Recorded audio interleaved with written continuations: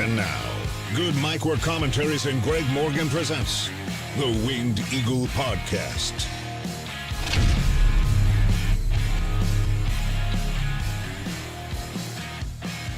I can't believe Nia Jax is back. Can you believe that shit, man? My God. What's going on, guys? Hopefully you guys are having a great Monday night. The Monday Night Football game just ended with the New York Jets running back, I think, a kickoff in overtime to win the game.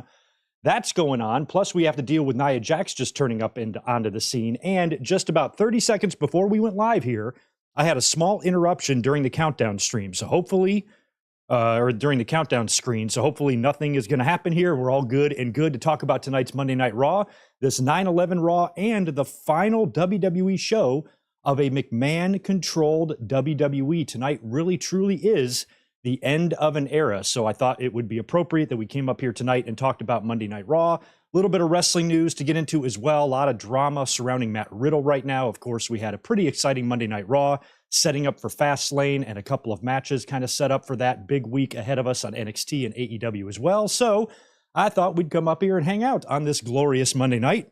Hopefully you guys are having a good one. My phone is blowing up right now with my fantasy draft group text. Everybody's going apeshit about that game. So crazy night in the NFL, crazy night in WWE. Aaron Rodgers making his debut for the New York Jets. And then on the second or third play of the game goes down with what might be an Achilles injury, which will just completely wipe him out. Hopefully it's not that bad. And we're just dealing with, a sprained ankle or something like that here, or something like that with Aaron Rodgers. But that is an absolute nightmare scenario if you are a New York Jets fan. I am not, so what do I care? I'm not an Aaron Rodgers fan either, so don't really care either way, but that is an absolutely heartbreaking turn of events there on a night in New York City, when they're trying to remember 9/11. Aaron Rodgers came out with the flag and everything, about to start his first game for the Jets, and then boom, goes down with an injury. You never know in this world. You never know. But anyway, let me just kind of catch my breath here because I kind of panicked right before I came up live when I saw that stream interruption there. And it made me worry that we were going to have some problems, but we look like we're all good to go. To get into what we're going to talk about here tonight, hello, everybody. Thank you for being here. Thank you for waiting for me to come up. We got a lot to get into in terms of Monday Night Raw tonight and some of the things we saw, including the big return from Nia Jax, Gunther's big celebration. Not sure what's going on with Cody right now. Judgment Day and Jey Uso have a lot of stuff going on. So very storyline heavy Monday Night Raw, I felt like tonight, but still pretty good. I enjoyed it. Despite everything. I mean, Raw now has to go head-to-head with Monday Night Football for the next few months, and tonight was definitely an interesting one, and a lot of eyeballs were probably on that game, so it will be interesting to see what the ratings do tomorrow for Monday Night Raw. But let me say hello to everybody that's here in the chat. Then we are going to get into some wrestling news first, probably going to talk about the McMahon WWE ownership, that coming to an end probably as of midnight tonight as the Endeavor deal finalizes, and what a big deal that really is in wrestling history, that tonight really is the last night of that. And we're also going to talk about the ridiculous situation that seems to be surrounding Matt Riddle and what took place at the JFK airport yesterday or the day before on his way back from the India show, that's gotten him in some hot water.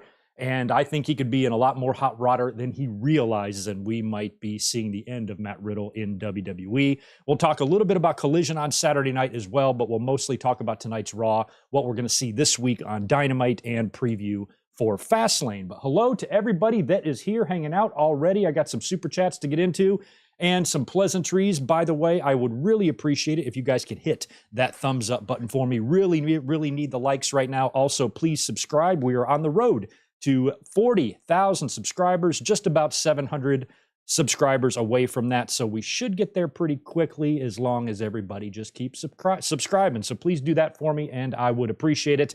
And most importantly, that like button would be helpful. But good to see Rob Strickland and Dessa Mania. We got Max Pokebra, Zane G in here with some early channel members, along with Jay Lambo. We got Divine Ricks. The Juliet is here as well. We've got Zach Palgett.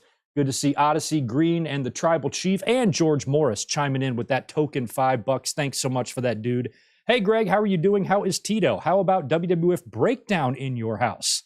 That's an interesting one. September 27th, 1998, 25th anniversary watch-along, or Fall Brawl 97 or 98. One of those would be good. Did we do 97? We might not have. The one where Kurt Hennig turned. That was in Winston-Salem. I remember when that happened. Those are both pretty good options. Breakdown. Haven't even thought about that show in years, George. But yeah, we got to start thinking about that. I will get a link up for this week's watch along in the next couple of days. Good to see Isaac and How Wheezy trying to hit as many channel members as I can. Joshua Aparicio is also here. Appreciate that $4.99, my dude. Hey, Greg, how's it going? Remember Santino Marella's honkometer? Yes, I do remember the honkometer. I liked the honkometer. Imagine a Gunther-meter. Well, luckily, we don't need a Gunther-meter anymore because Gunther is officially the longest-running Intercontinental Champion of all time. And based on what we saw tonight with Chad Gable coming out, he might not get an immediate title shot, but it definitely feels like they're setting up for another one for him. Might have to prove himself first type of thing, but the way he's talking about his daughter and her crying in the audience and him swearing to God that the next time that he gets a shot at the title, he's going to win it. It feels like they wouldn't go through all that if they didn't actually plan to give Gable the title. So I'm hoping that is still the direction they're going in. And Gable might have to battle Ciampa out or something for this shot, or get a shot after Gunther has a couple of more successful defenses, something like that. But pleasantly surprised. Just like I said in Saturday's podcast, I was hoping that tonight during Gunther's celebration that Gable would come out and at least plant the seeds for another encounter between these two. And it sounds like that's what they're going to do. And that makes me very, very happy. So Gunther now being the longest running Intercontinental Champion gives me a sigh of relief. Joshua, now I can breathe easy, and I'm just happy that he's the man and Honky is not. Spaz Phoenix is here with $10. How does a ginger high five his best friend? He claps. Also, this week's episode of WWE Last Week is available now on all vid and pod platforms. Cheers to Greg in the chat. Hope you're all good. Hope you're good too, Spaz. Thanks for chiming in. Thank you so much for being here. Go check out Spaz's stuff. Good to see Victor Colon hanging out as well. Devin Rice and Cody chiming in. JJ Leg, 13 months you've been with me, man. I go on vacation for 4 days and Nia Jax returns. WTF. Yeah, is it your fault? It might be your fault, JJ. If I find out that the reason Nia Jax is back in WWE is because of you, I don't think I can hit the block button hard enough, JJ. I'm just kidding. You'll never be blocked. Who else we got? The Tribal Chief chiming in with a very generous $19.99 drop. Thank you so much for that, my Tribal Chief. Yes, my Tribal Chief.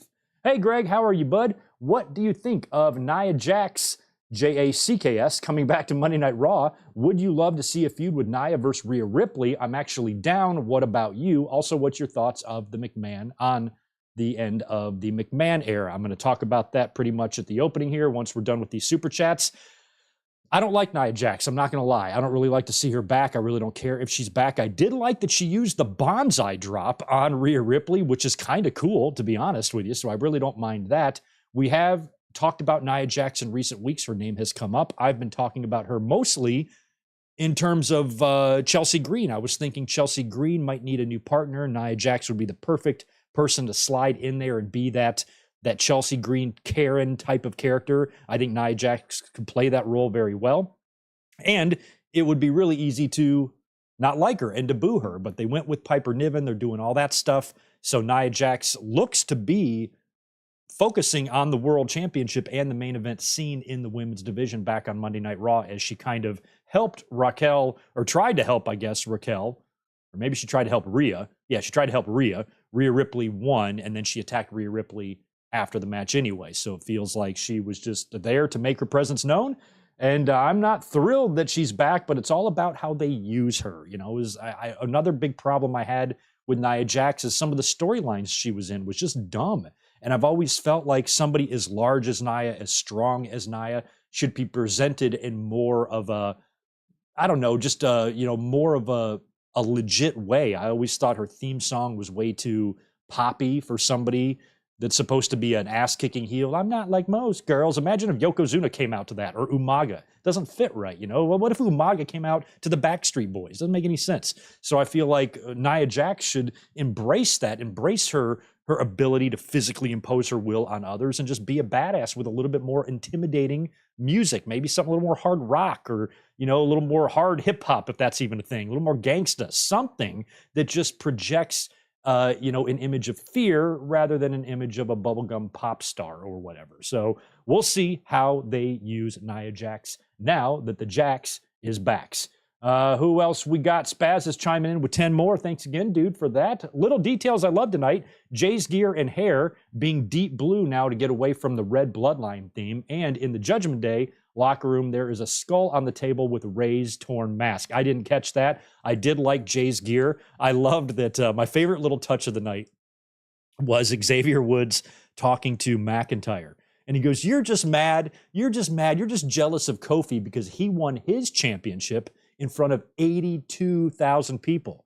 Not 80, not 81, not 79, but 82,000. Very nice touch. And he said that he's just mad at Kofi because he won it in front of 82,000 and Drew won it in front of 0, which was funny. The very fact that he had to mention 82,000 just shows how petty WWE really is over that attendance nonsense. But that's the type of stuff I like. I want WWE to take shots at them, and I want AEW to take shots back. That's what I want. That's when it's the most fun. So I had no problem with it. I thought it was pretty damn funny. But it's the little details sometimes that fans like us really can appreciate and understand and sniff out when they happen. It's the subtleties. Divine Ricks, I got to make sure I say hello to you, as well as Nick Musser. And good to see Stephen Harris and Dimitri, everybody else that's been saying hello recently. Mike Rouse, all y'all. Good to see you. Thank you so much for being here. Let's talk about the fact that I don't know exactly when. Well, actually, what should we talk about first? Well, we'll talk about 9/11 later. Today is the 22nd anniversary of the September 11th attacks back in 2001. We'll talk about that a little bit later. But I think today, with tonight's Monday Night Raw, it is fitting that it was a Monday Night Raw, too, that kind of ended it. The fact that it's been on TV the longest in WWE, how long the show has been on TV for, 30 years now, and how Vince McMahon has only been controlling owner of WWE for about 40. So for 75% of Vince McMahon's time in owning WWE, being the full owner, he has had Monday Night Raw as his flagship show. So it's fitting that this kind of is the final one. Now, again, I don't know the specifics of how a merger like this goes down. I don't know if tomorrow there's going to be a symbolic signing of the paperwork that takes place, or if that signing of the paperwork has already happened. It just takes effect on September 12th. And plus, that date was also just a date that we heard. The deal was expected to be finalized by September 12th. So assuming all of that is still expected, and as of September 12th, Vince McMahon is no longer controlling owner of WWE, that's a big deal. The fact that we're all here able to talk about this together, that we're able to live through this. I'm 46 years old. I don't have a memory. None of us do. None of us know what it's like to look at a WWE product without a McMahon being, the controlling owner or the controlling force behind it. Before Vince, it was his dad, and then before, Vince Sr., it was Jess, and then it was a Capital Wrestling. I mean, it dates back about 70-ish, give or take, years. That's how far back you can trace this history and this lineage with the McMahons all the way back, and now to come through the 60s, come through the 70s, the rock and wrestling, the 90s, the Attitude Era, the Ruthless Aggression, the WWF to WWE name change, going public, all of these things that have happened to the company in the last, 20 to 30 years, all leading up to this moment for them actually selling.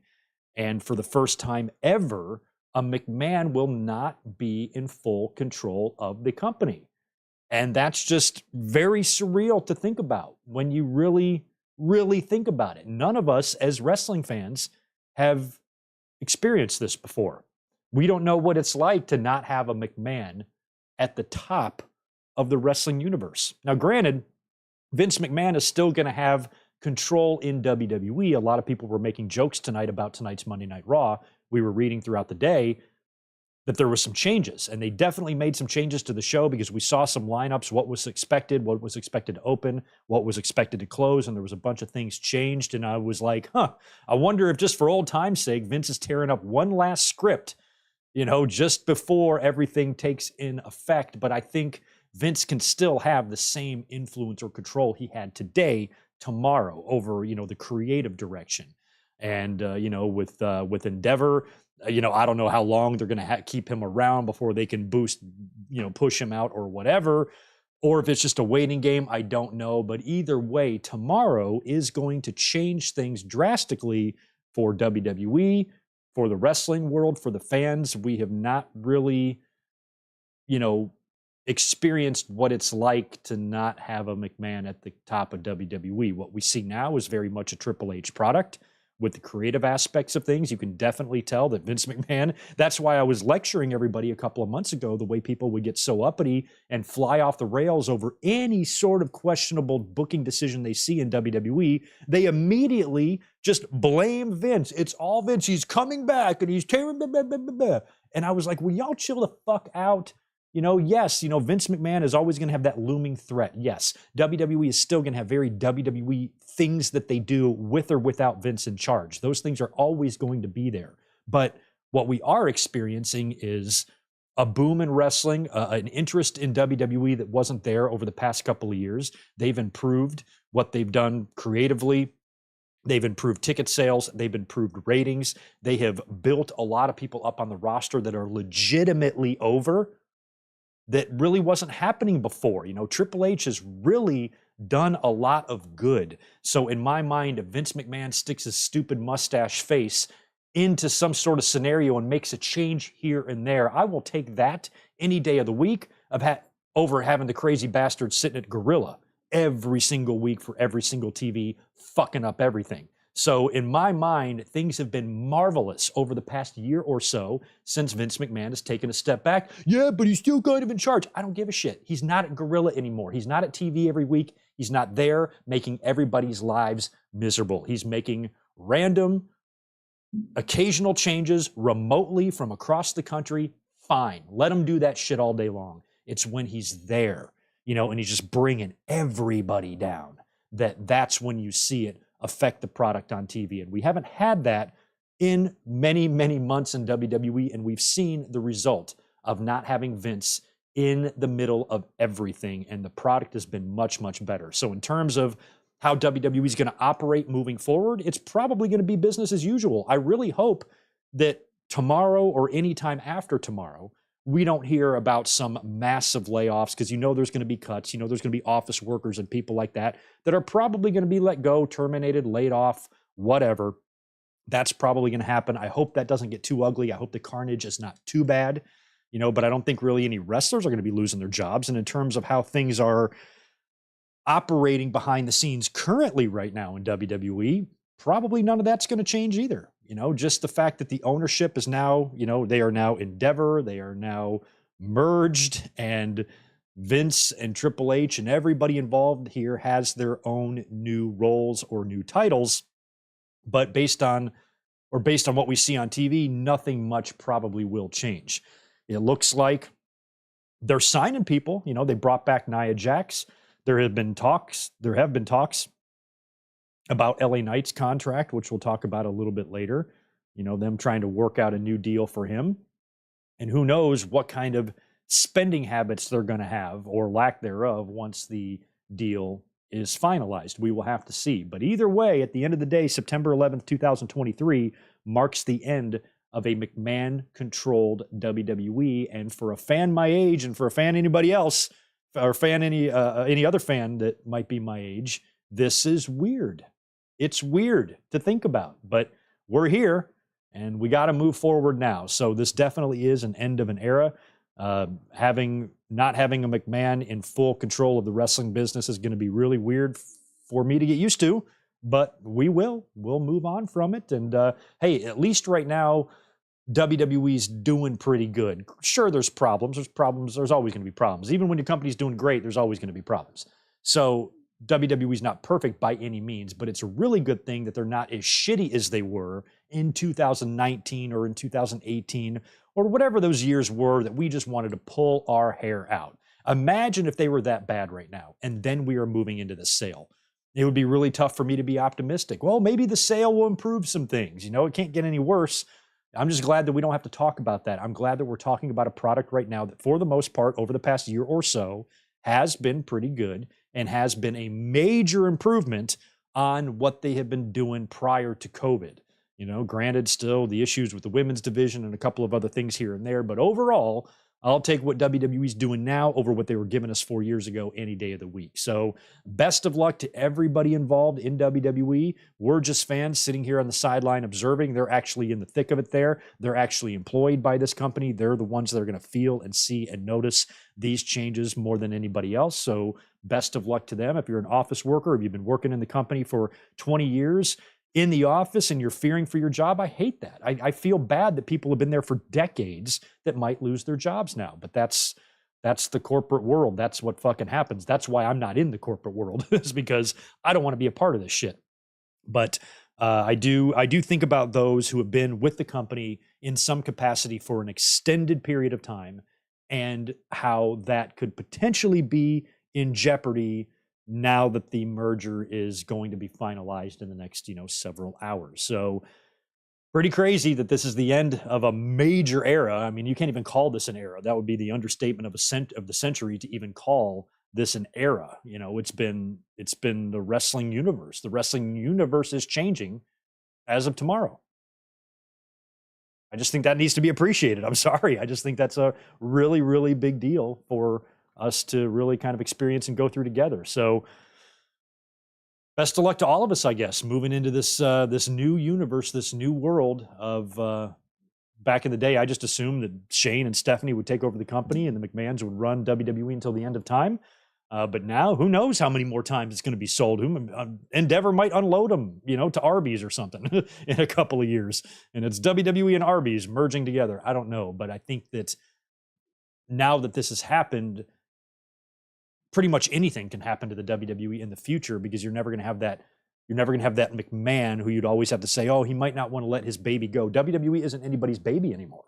It's now owned by something else and is now merged with something else. And they're going to do what's good for business above all else. So hopefully wrestling can continue to thrive, because the minute popularity goes down, ticket sales, ratings, everything goes down, down, down, down, that's when we might see changes implemented that we don't want to see. So we have to hope that Triple H continues to do a good job. WWE still continues to fire on all cylinders. Talent gets over, product is good. We need all of that to be maintained in order for WWE not to take any drastic measures to change these things. So the next 10 years, I think, are going to be really, really interesting in terms of AEW and WWE and what the two companies can do. Crazy, crazy, crazy day. Adios to a McMahon-owned WWE. Cannot believe I'm living long enough to say that. That's just crazy to me. Before we get into Riddle, naughty Matt Riddle, let me knock out a couple of more soupies. I think I got 4 of them coming in. Let me see. Divine Ricks, good to see you. Appreciate the $5. Hey, Greg, did you check out the Kurt Angle documentary on Peacock? I did, and it was pretty good. I did too. We watched it last week. I really liked it. What I liked most about it, actually, some people were complaining about this. I wasn't. I liked how much time they spent on his amateur career and the Olympics, because I was thinking it was just going to be a run through of his whole career, and he was going to go through every feud, every angle he did in WWE, probably even talk about TNA, then talk about his return and a lot of that stuff. But as I was watching it, they were an hour and 20 minutes in, and they were still on the amateur stuff. And I'm like, well, hell, they're not leaving much more time for his WWE run or anything like that. But I liked that, because that's what makes those documentaries good. We know, as wrestling fans, we know Kurt Angle's story. We know his wrestling story, his professional wrestling story. It's been told time and time again on various documentaries or WWE DVDs or a million different other ways. WWE has told Kurt Angle's story before. We all know it. And a lot of these documentaries sometimes can be rehashes of them just retelling us shit that we already knew. But with Kurt, they didn't spend a ton of time in previous years on his Olympics, his amateur wrestling and all of that. There was the Foxcatcher documentary that he was featured in, but that wasn't WWE related. So the fact that they spent so much time on that, and Kurt got to talk about his history, his childhood, his father, how he got into wrestling, the different injuries that he had throughout his amateur career, getting to the Olympics, the Olympic trials, making it there, winning the gold medal in the fashion that he did, and all of that. I really, really liked that, and of course they focused heavily on his substance abuse, which we knew was a big problem for him. And they talked about his TNA run. It's cool to see WWE using TNA footage from time to time on their documentaries. And the fact that Angle went to TNA and had a longer run in TNA than he did in WWE still blows my mind to think about it. But I did love Divine, the Angle documentary. Thought it was great. If you have not checked that out on Peacock, please do. It's 2 hours long, but it's a good watch. Loved it a lot. And I'm happy for Kurt. I'm happy that he got his act together. When his wife was talking about kind of the day that she kind of gave him the ultimatum, it was a story that reminded me of Shawn and Rebecca. Rebecca kind of the same thing. She tells a story how Shawn fell asleep, passed out drunk with his kid, sleeping on his chest, and was completely oblivious to what was going on. And that was the day he got clean and never looked back. And I feel like Angle had one of those little come to Jesus meetings too with his wife, and realized that if I don't get my act together, I'm going to lose her and everything else I have. So I might want to, straighten my ass up. And he did. And got on the wagon and stayed on it, just like Shawn did. Proud of both of them. But yeah, it was a good documentary. Check it out if you have not yet. Spazzy Phoenix, 5 more. Cole on commentary mentioning that Jay being here disturbs the typically peaceful locker room. I hated that. So it felt like they were talking to CM Punk using Jay as a vessel, because we're going to talk about Raw and the results here in a minute. But when Jay opened the show and Kevin Owens came out there, he's talking to him like,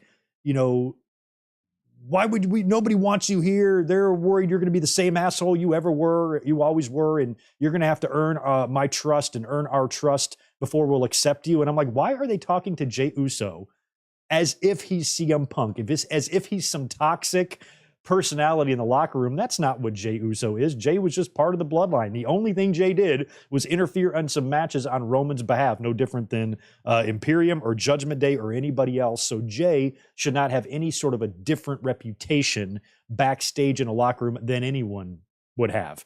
And I even put this on Twitter tonight during the Owens and Jay promo. I said, if you just remove Jay and replace him with CM Punk, this promo works. And I'm wondering if it's like WWE's way of subtly sending him subliminal messages through their promos. Like, hey, if we might not want you back here. You're a fucking prick and we know it. I don't know. But it felt like a lot of that was directed kind of at AEW's situation, just like Xavier mentioning the 82,000 fans things. But again, I don't mind it at all.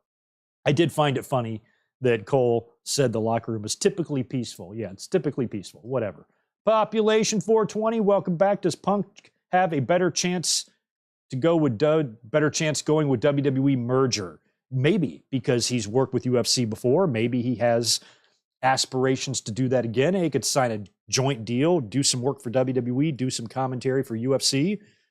Who knows? Who knows what Punk is thinking? But we have talked about him coming in before and how the merger might actually help that, considering he does have history with both of these companies that are now merged together. Wouldn't be surprised at all if CM Punk becomes an Endeavor employee at some point in the future. Wouldn't shock me. Deshaun Robinson, appreciate you being here as well, and thank you for that $5. Hey, Greg and chat, just leaving the Jets-Bills game. It's total anarchy with the Jets winning with a walk-off punt return and OT. Wait, Nia Jax is back. So you are at the game, my friend. My God, be careful. Have a good time. What an absolute disaster that was with Aaron Rodgers getting hurt, but they wound up winning. I thought it was, I didn't know it was a punt. I thought it was just the kickoff at overtime, because I was getting ready for the stream. I was kind of just eyeballing the game. I actually forgot about it. I'm like, oh, who won? And I saw it was about to be overtime. And the next thing I know, I glance away, glance back at the TV, and the Jets are running it in for the score. So I was thinking it was the kickoff, but I guess it was a punt. Crazy time to be a Jets fan. And oh yeah, Nia Jax is back. Jay Lambo, thank you for $5. Hey Greg, hey guys, hope you guys are doing good. And I hope you guys are having a great Monday night. You too, Jay Lambo. And let's knock out one more and let's get back into business here. Spaz Phoenix, thank you for 5 more. Do you think there will ever be a UFC tab on the WWE network, like a library of pay-per-views or something? Maybe, but I feel like UFC should try to, well, unless, I mean, if they want to get UFC content on Peacock, yeah, but I think the WWE rights deal would be separate from that. So that would have to be something that would be negotiated together later, maybe. But I think UFC is going to probably have to find their own tab on that. Yeah, I don't know how that's going to work, Spaz. Good question. But I also don't know with the merger. From what we have heard, the two companies are still going to remain separate in terms of doing business. They're going to do their separate business. In terms of them coming together for joint deals, like I mentioned, the CM Punk thing, I don't know. I think that's just a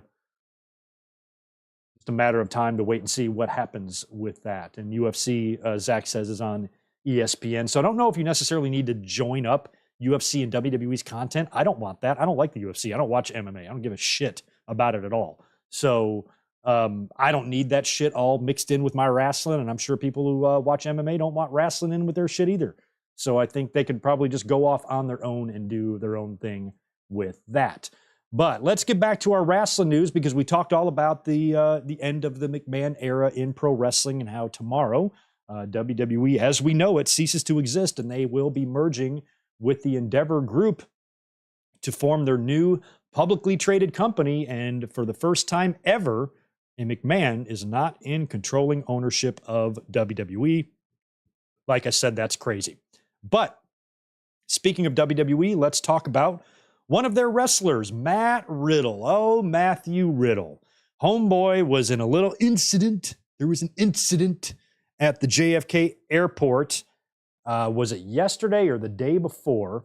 And I saw Riddle's post about this, and I didn't even think anything of it because I just didn't care. But he posted on Instagram, if I can find it.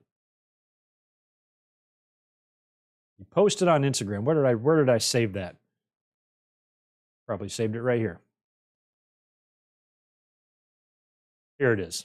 Let me read you this screenshot from Riddle's Instagram and help me out. Was this yesterday or the day before? This must have been, I think it was the day before, on Saturday, as he was coming back because the show was on Friday. So anyway, Riddle posts this on Instagram with a photo of a police officer. And he says, "Nothing like being sexually assaulted by an officer and harassed at the JFK airport. No means no, and just because I'm nice doesn't mean yes.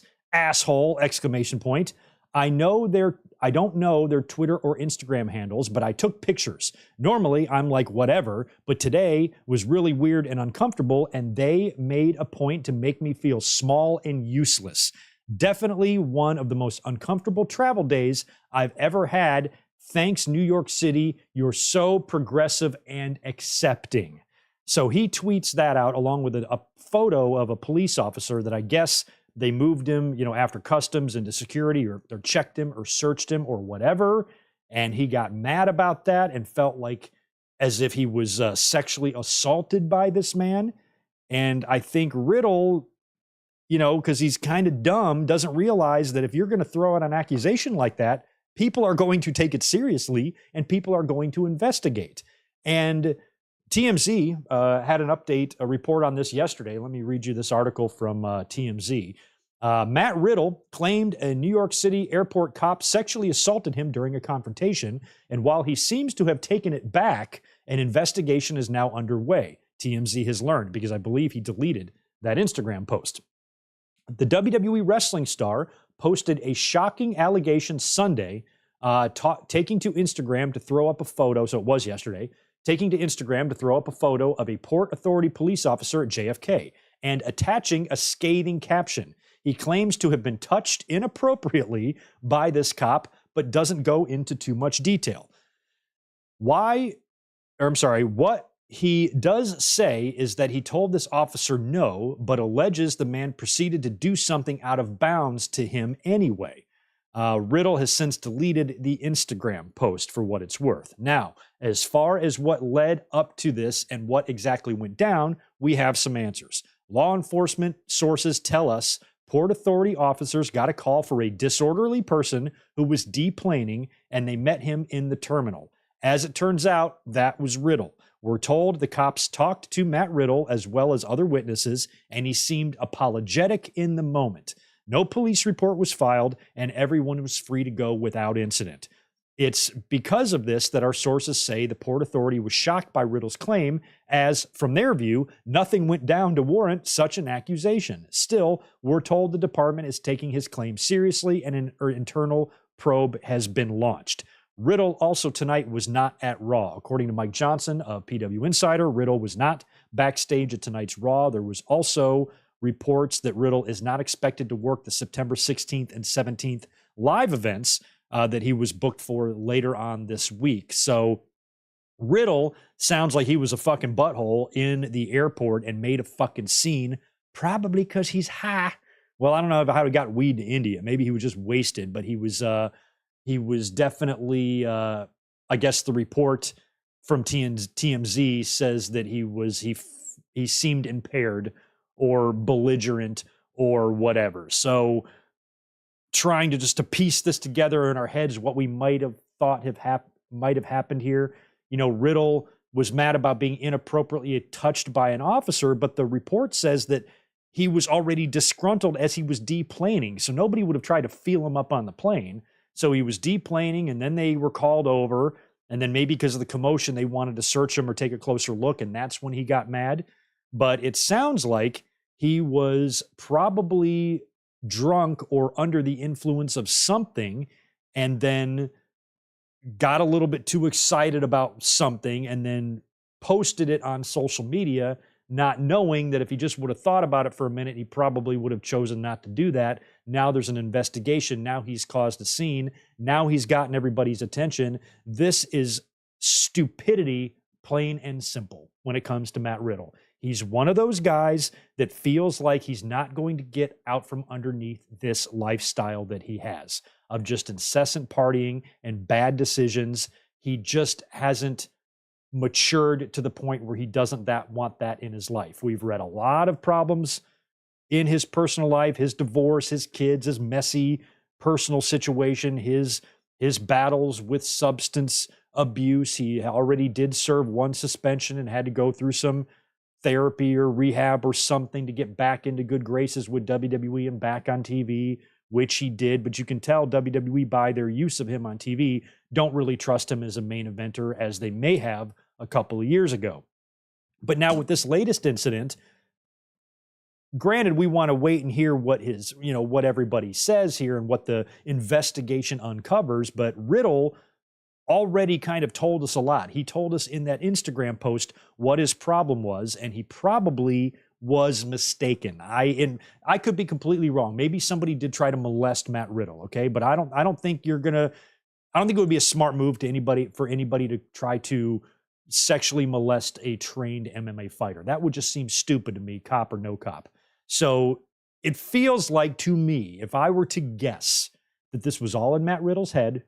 He thought he got uppity at a cop, and the cop was probably not taking his shit either and just doing what he wanted to do. And then Riddle felt that was out of bounds, and then he posted about it and then realized he doesn't really have a leg to stand on here and he looks like a fool, then deleted the post. But by now, all this attention is being made and drawn to you. Now they're looking into it. Now there's an investigation. There's cameras all over the airport. Whatever went on is going to be on camera.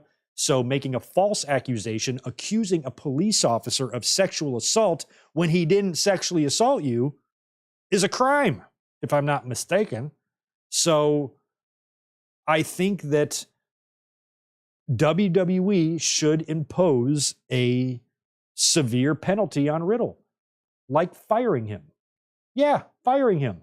I'm always going to give talent the benefit of the doubt. I'm always going to believe that people should get a second chance, like I gave Riddle already. The Cash Wheeler stuff is a good example of that, acting like a complete fucking buffoon for whatever reason, driving around like a fucking toothless hillbilly, waving your gun at people in Florida. Don't know what that's about, but I also know that you've never done anything like this before. I also know that you're very well liked and respected by your peers. So whatever kind of day you were having that day, don't do it again, and I'll give you a pass. Same thing with Jeff Hardy and Kurt Angle and everybody else that's fucked up time and time and time again. I try my best to say, okay, maybe this time things will get better. I think Riddle needs some consequences. I think Riddle needs to be let go. How crazy would it be in 6 months' time if we have Riddle on Dynamite and CM Punk on Raw, which would be insane. But I feel like whatever this investigation uncovers here for Riddle, it's not going to be good. It's not going to make him look good.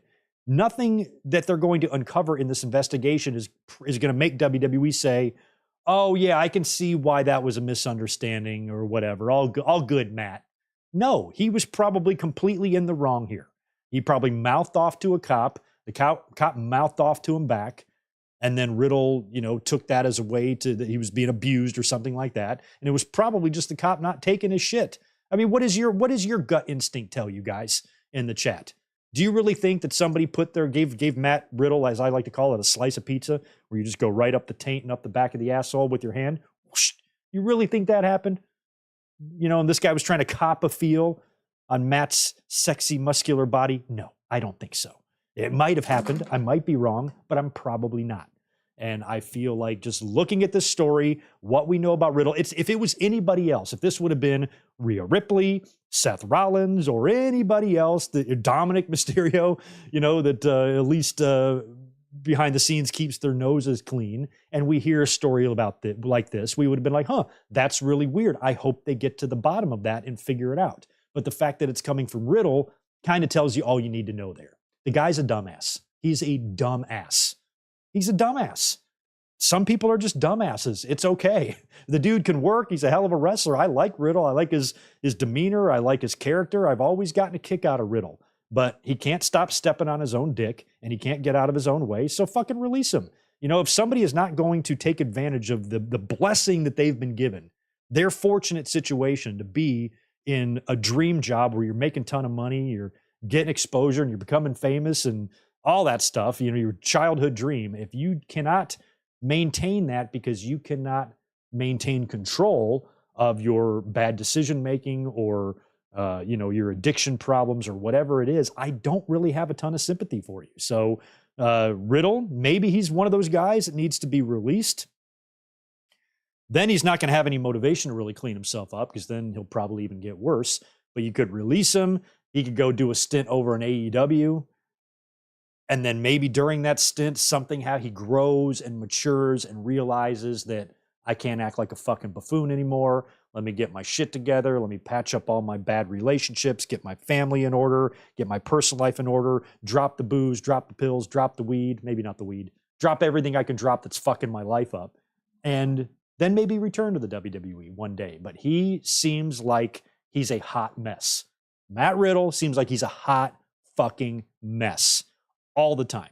So until he stops being a hot fucking mess, I think he needs to be hot fucking fired. So that's what I would do if I was WWE. I would cut Riddle loose. That might sound harsh, but I think it's appropriate in this case. Before we actually get into the results of Monday Night Raw here, Collision on Saturday, did want to mention that because Jade Cargill returned, saving Chris Statlander from a beatdown and then beating up Chris Statlander in the end. So Cargill is back. Hopefully she'll get another shot at that TBS title, maybe win it back. I'm glad that she's back in AEW because there was some question or concern about her future in the company, but she appears to be back. And that's good news. And that Eliminator tournament continued with Roderick Strong beating Darby Allin. That crazy bump Darby took off the top rope. Somebody on Twitter spliced in like cartoon noises with the bumps. It was pretty funny. And Samoa Joe defeated Penta. So we have Roddy and Joe in the finals on Wednesday. The winner of that goes on to Grand Slam to face MJF. And I feel like I think both guys are going to wind up getting a championship shot here. I think whatever guy loses here gets the shot at Wrestle Dream. So I think maybe you can find a way to give Roddy the win on Wednesday. So he faces MJF at Grand Slam, and then you've got Cole and the Kingdom and all of that a part of that match.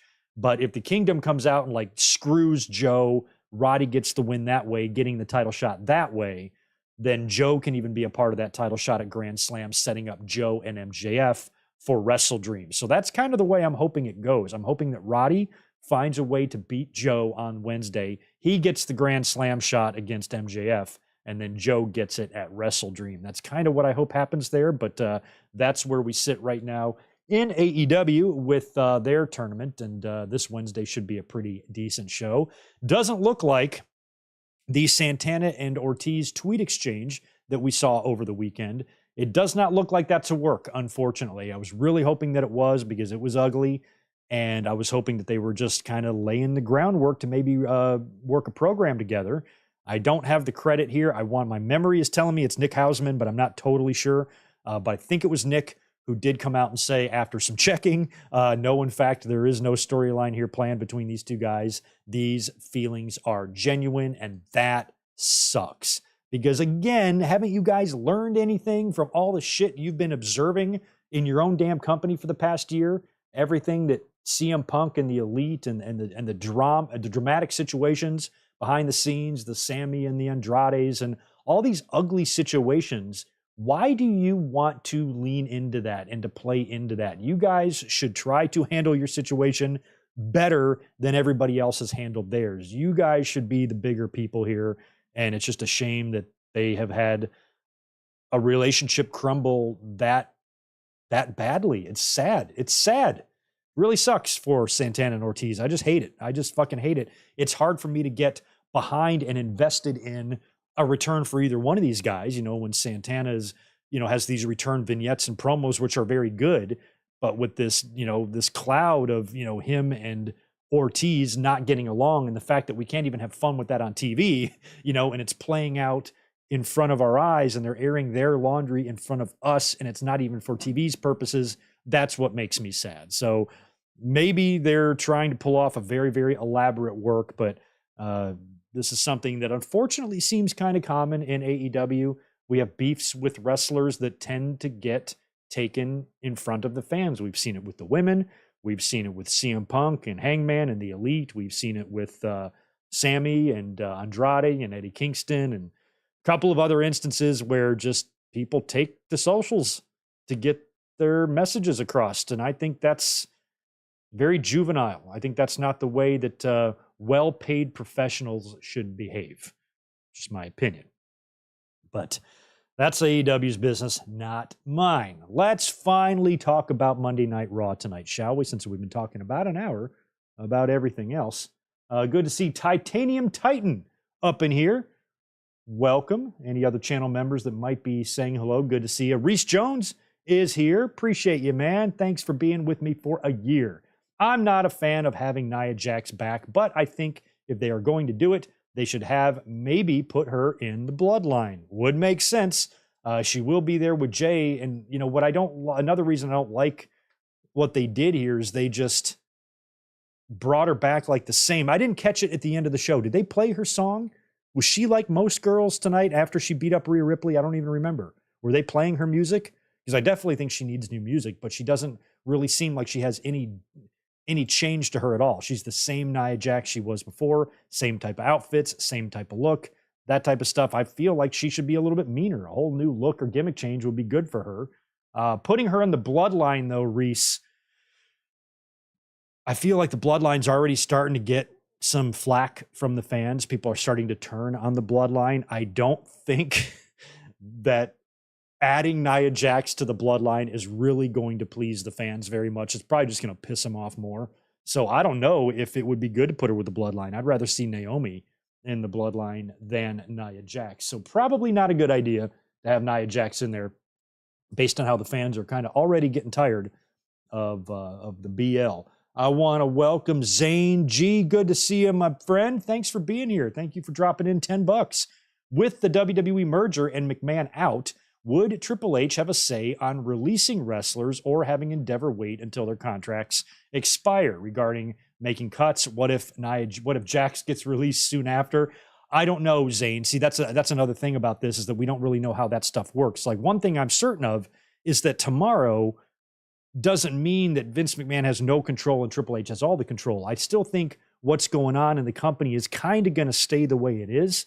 But I don't know how it works when it comes to releasing wrestlers. I know there's a board of directors that is there that makes business decisions, but I think it's other members of management that would determine if a wrestler needs to be released or not. You know, the people that might be at TV, the road managers, those types of people. And Triple H, I think, is always going to have a say or have input, but I don't know. I don't know how it works. Like, let's say Riddle fucks up. Let's say it's determined that Riddle was a complete ass. They look at the cameras, they see no sexual assault, and WWE just determines that we should release Riddle. Who determines that?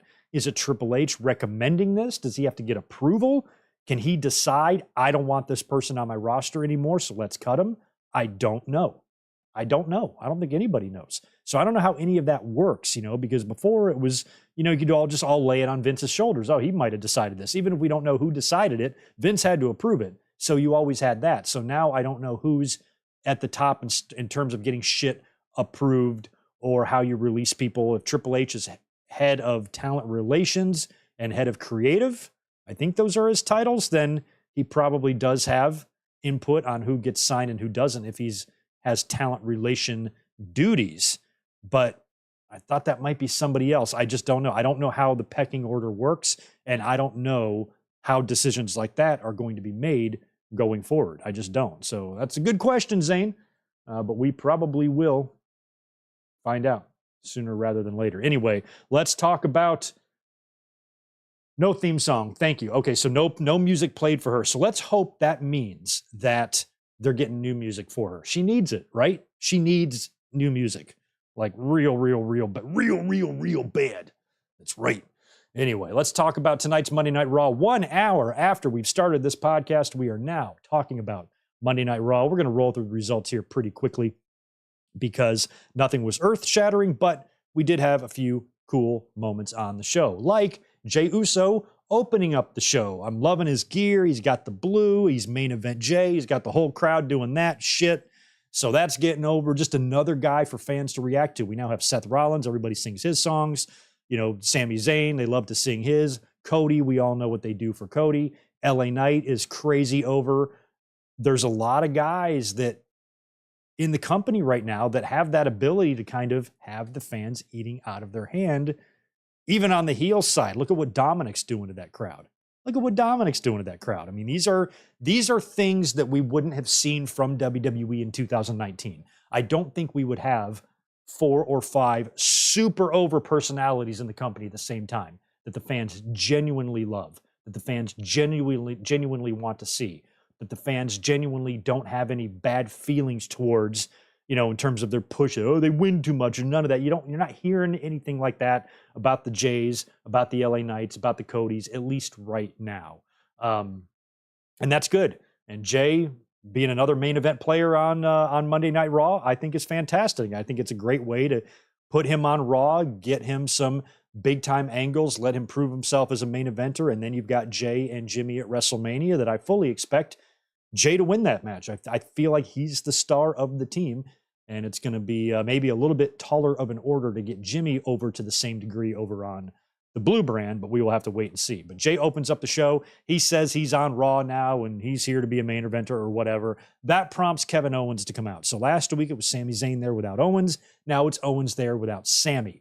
So he says that now you're not on Raw, you're on the KO show or whatever. And he says lots of people don't want him here.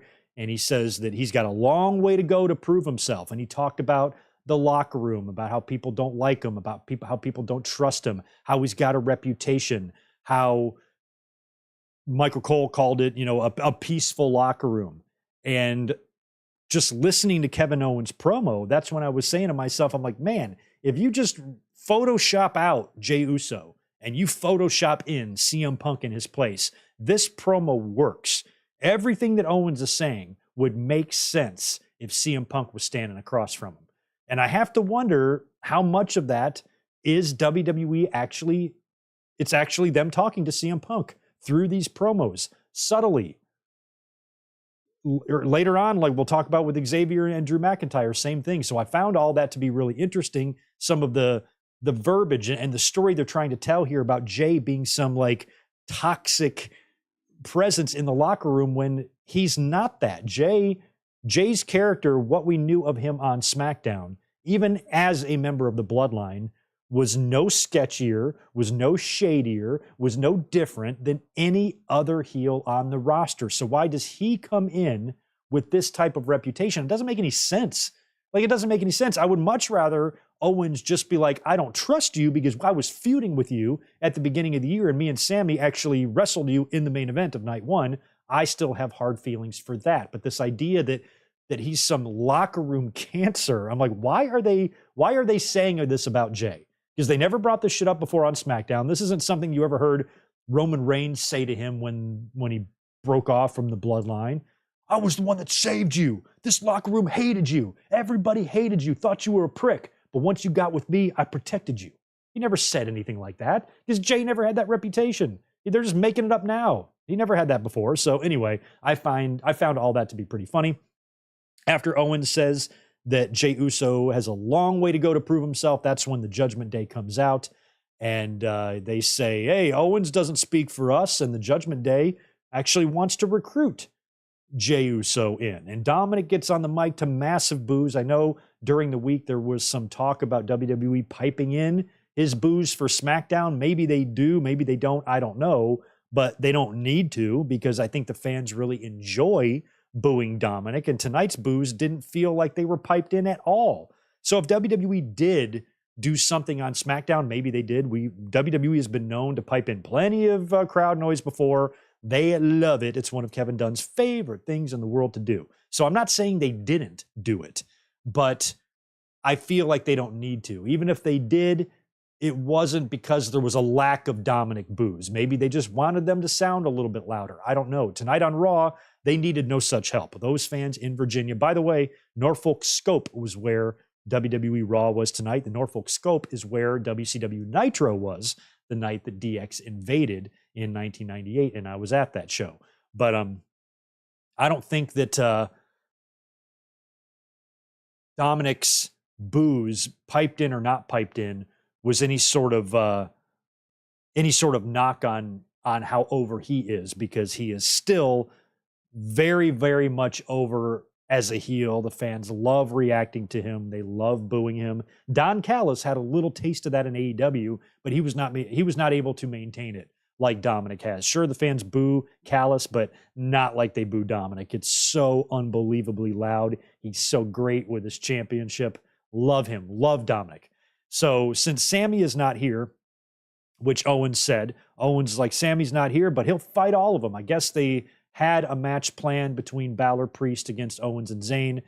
Priest brought that up. We were supposed to wrestle you tonight, but Sammy's not here. And then Jay was like, hey, since you said I need to prove myself, why don't we team up? Let me team with you. And then Owens is like, okay, let's do it. And then Jay hits a super kick. There's a big brawl, and Judgment Day is taken out, and they retreat. And we've got that tag team match set up right after the commercial break. So it's Kevin Owens and Jey Uso taking on Finn Balor and Damian Priest. I knew they were going to do this. The minute the match was made, and it was during commercial, I said in my head, I'm like, what they're probably going to do is what they always do. I've been complaining about this a lot lately, actually. Ever since All In, I've brought this up 3 or 4 times.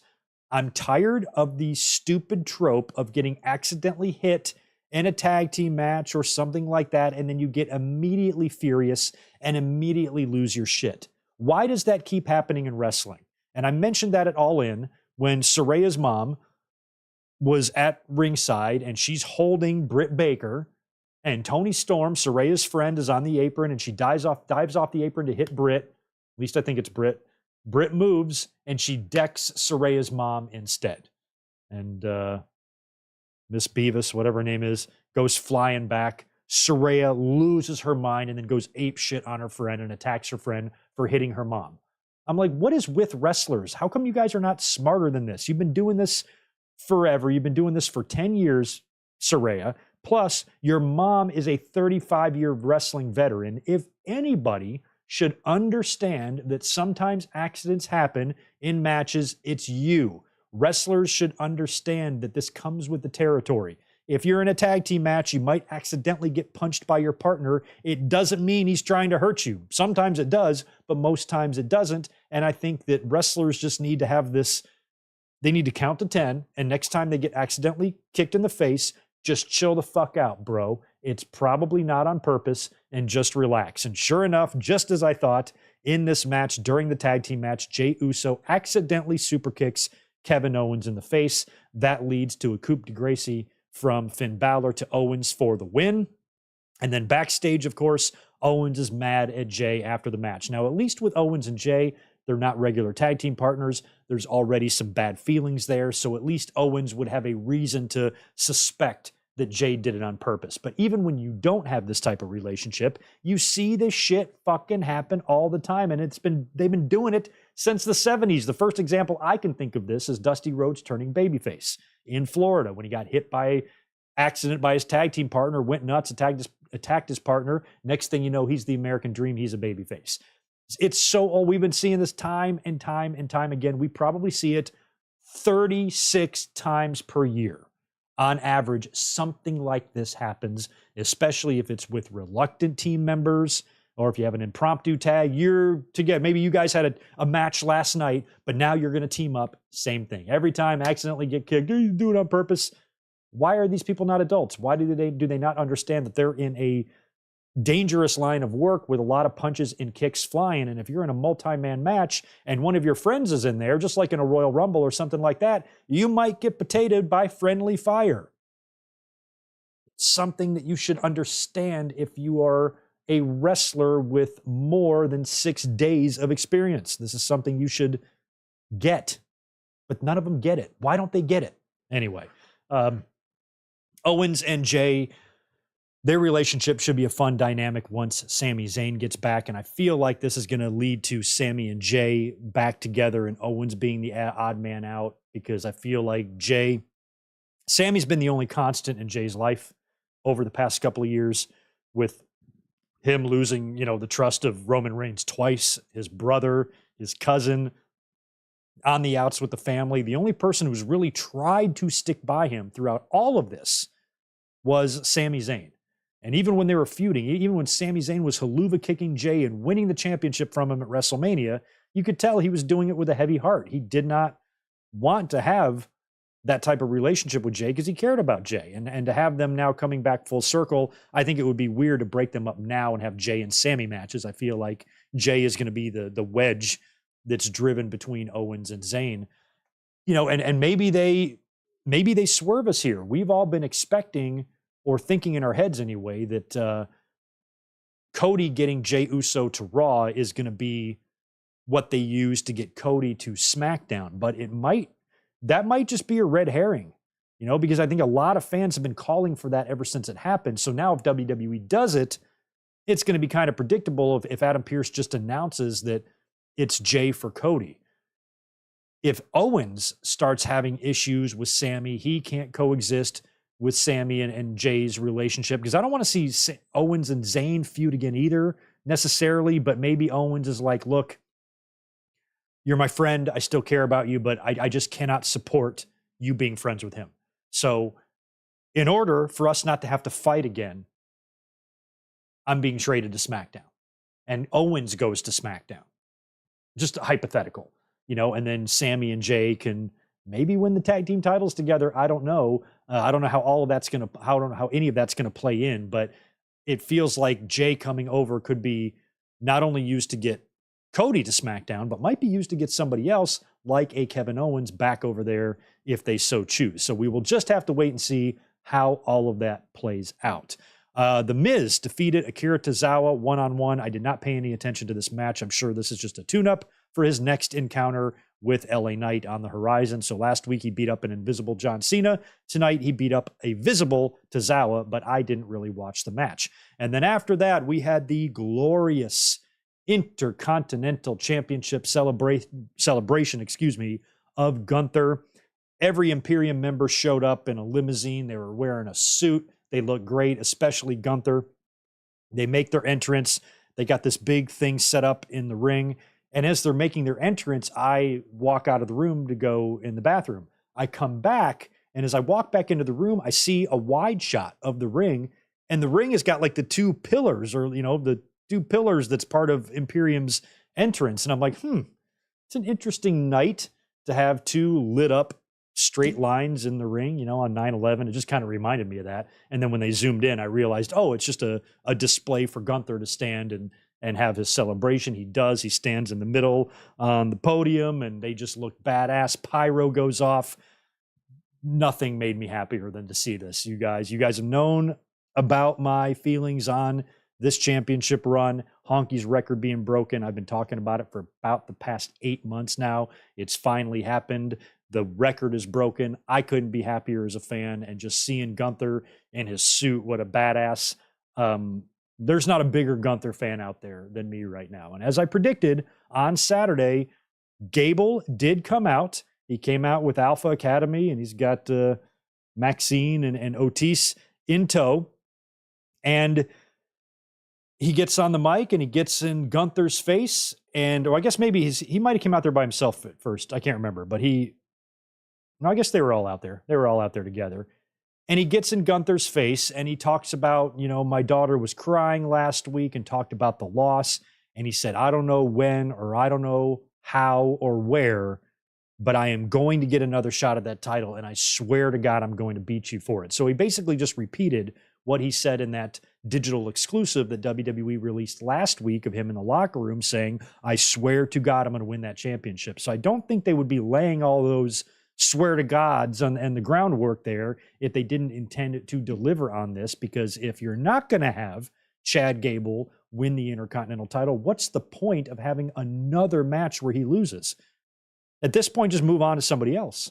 So the fact that he said, I don't know when and I don't know where I'm going to get the shot, leads me to believe that he's going to not just outright get the shot, he's going to have to earn it again, which means he's either going to have to win a series of matches, he's going to have to beat out Tommaso Ciampa for it, or Ciampa might get a title shot first, falls short, and then Gable comes back and beats him. So I don't know if they try to book this at Fastlane or if they hold off longer than that. When is Fastlane? It's going to be October, right? So it's probably coming up in like 3-ish weeks. I didn't catch the date on it. So they could do all that on TV between now and then. It does seem likely that Gable would just get the shot at Fastlane, but he might have to wait in line, or he might just have to win a match to earn him that final shot. And I think they should book it in a way like that. Like they should do this is your last shot, because they do that sometimes. When you get a guy that's had enough shots, a lot of times they add a stipulation in there. This is your last opportunity at the title for as long as Gunther is holding it. Just a little bit of extra motivation there for Chad Gable. And honestly, it feels like they're going with a Rollins and Nakamura rematch as well. And if they do that on the pay-per-view, then that's probably going to have to be the main event again. But much like they did Gunther and Gable for the IC on Raw, why can't you just book Nakamura and Rollins in the main event of Raw in a couple of weeks? And then on Fastlane, Gunther and Gable is your main event. Just don't have a championship match on the show, or world championship match. No Roman, no Seth. Seth will defend his against Nakamura on Raw. We already saw their match at Payback at a pay-per-view in a main event. We don't need to see that again if the intent is to have Seth just retain anyway. So why have that match in the main event? Book it on Raw. That way you don't have to have it on the undercard of a pay-per-view, and then fans have to say, oh, they didn't even put the title on the pay-per-view or in the main event. You just move it off the show completely, put it in the main event of Raw, and have Gable and Gunther main event Fastlane, and that's where you do it. That's what I would do, unless they want to stretch it out a little bit longer. So anyway, Gable's talking shit to Gunther.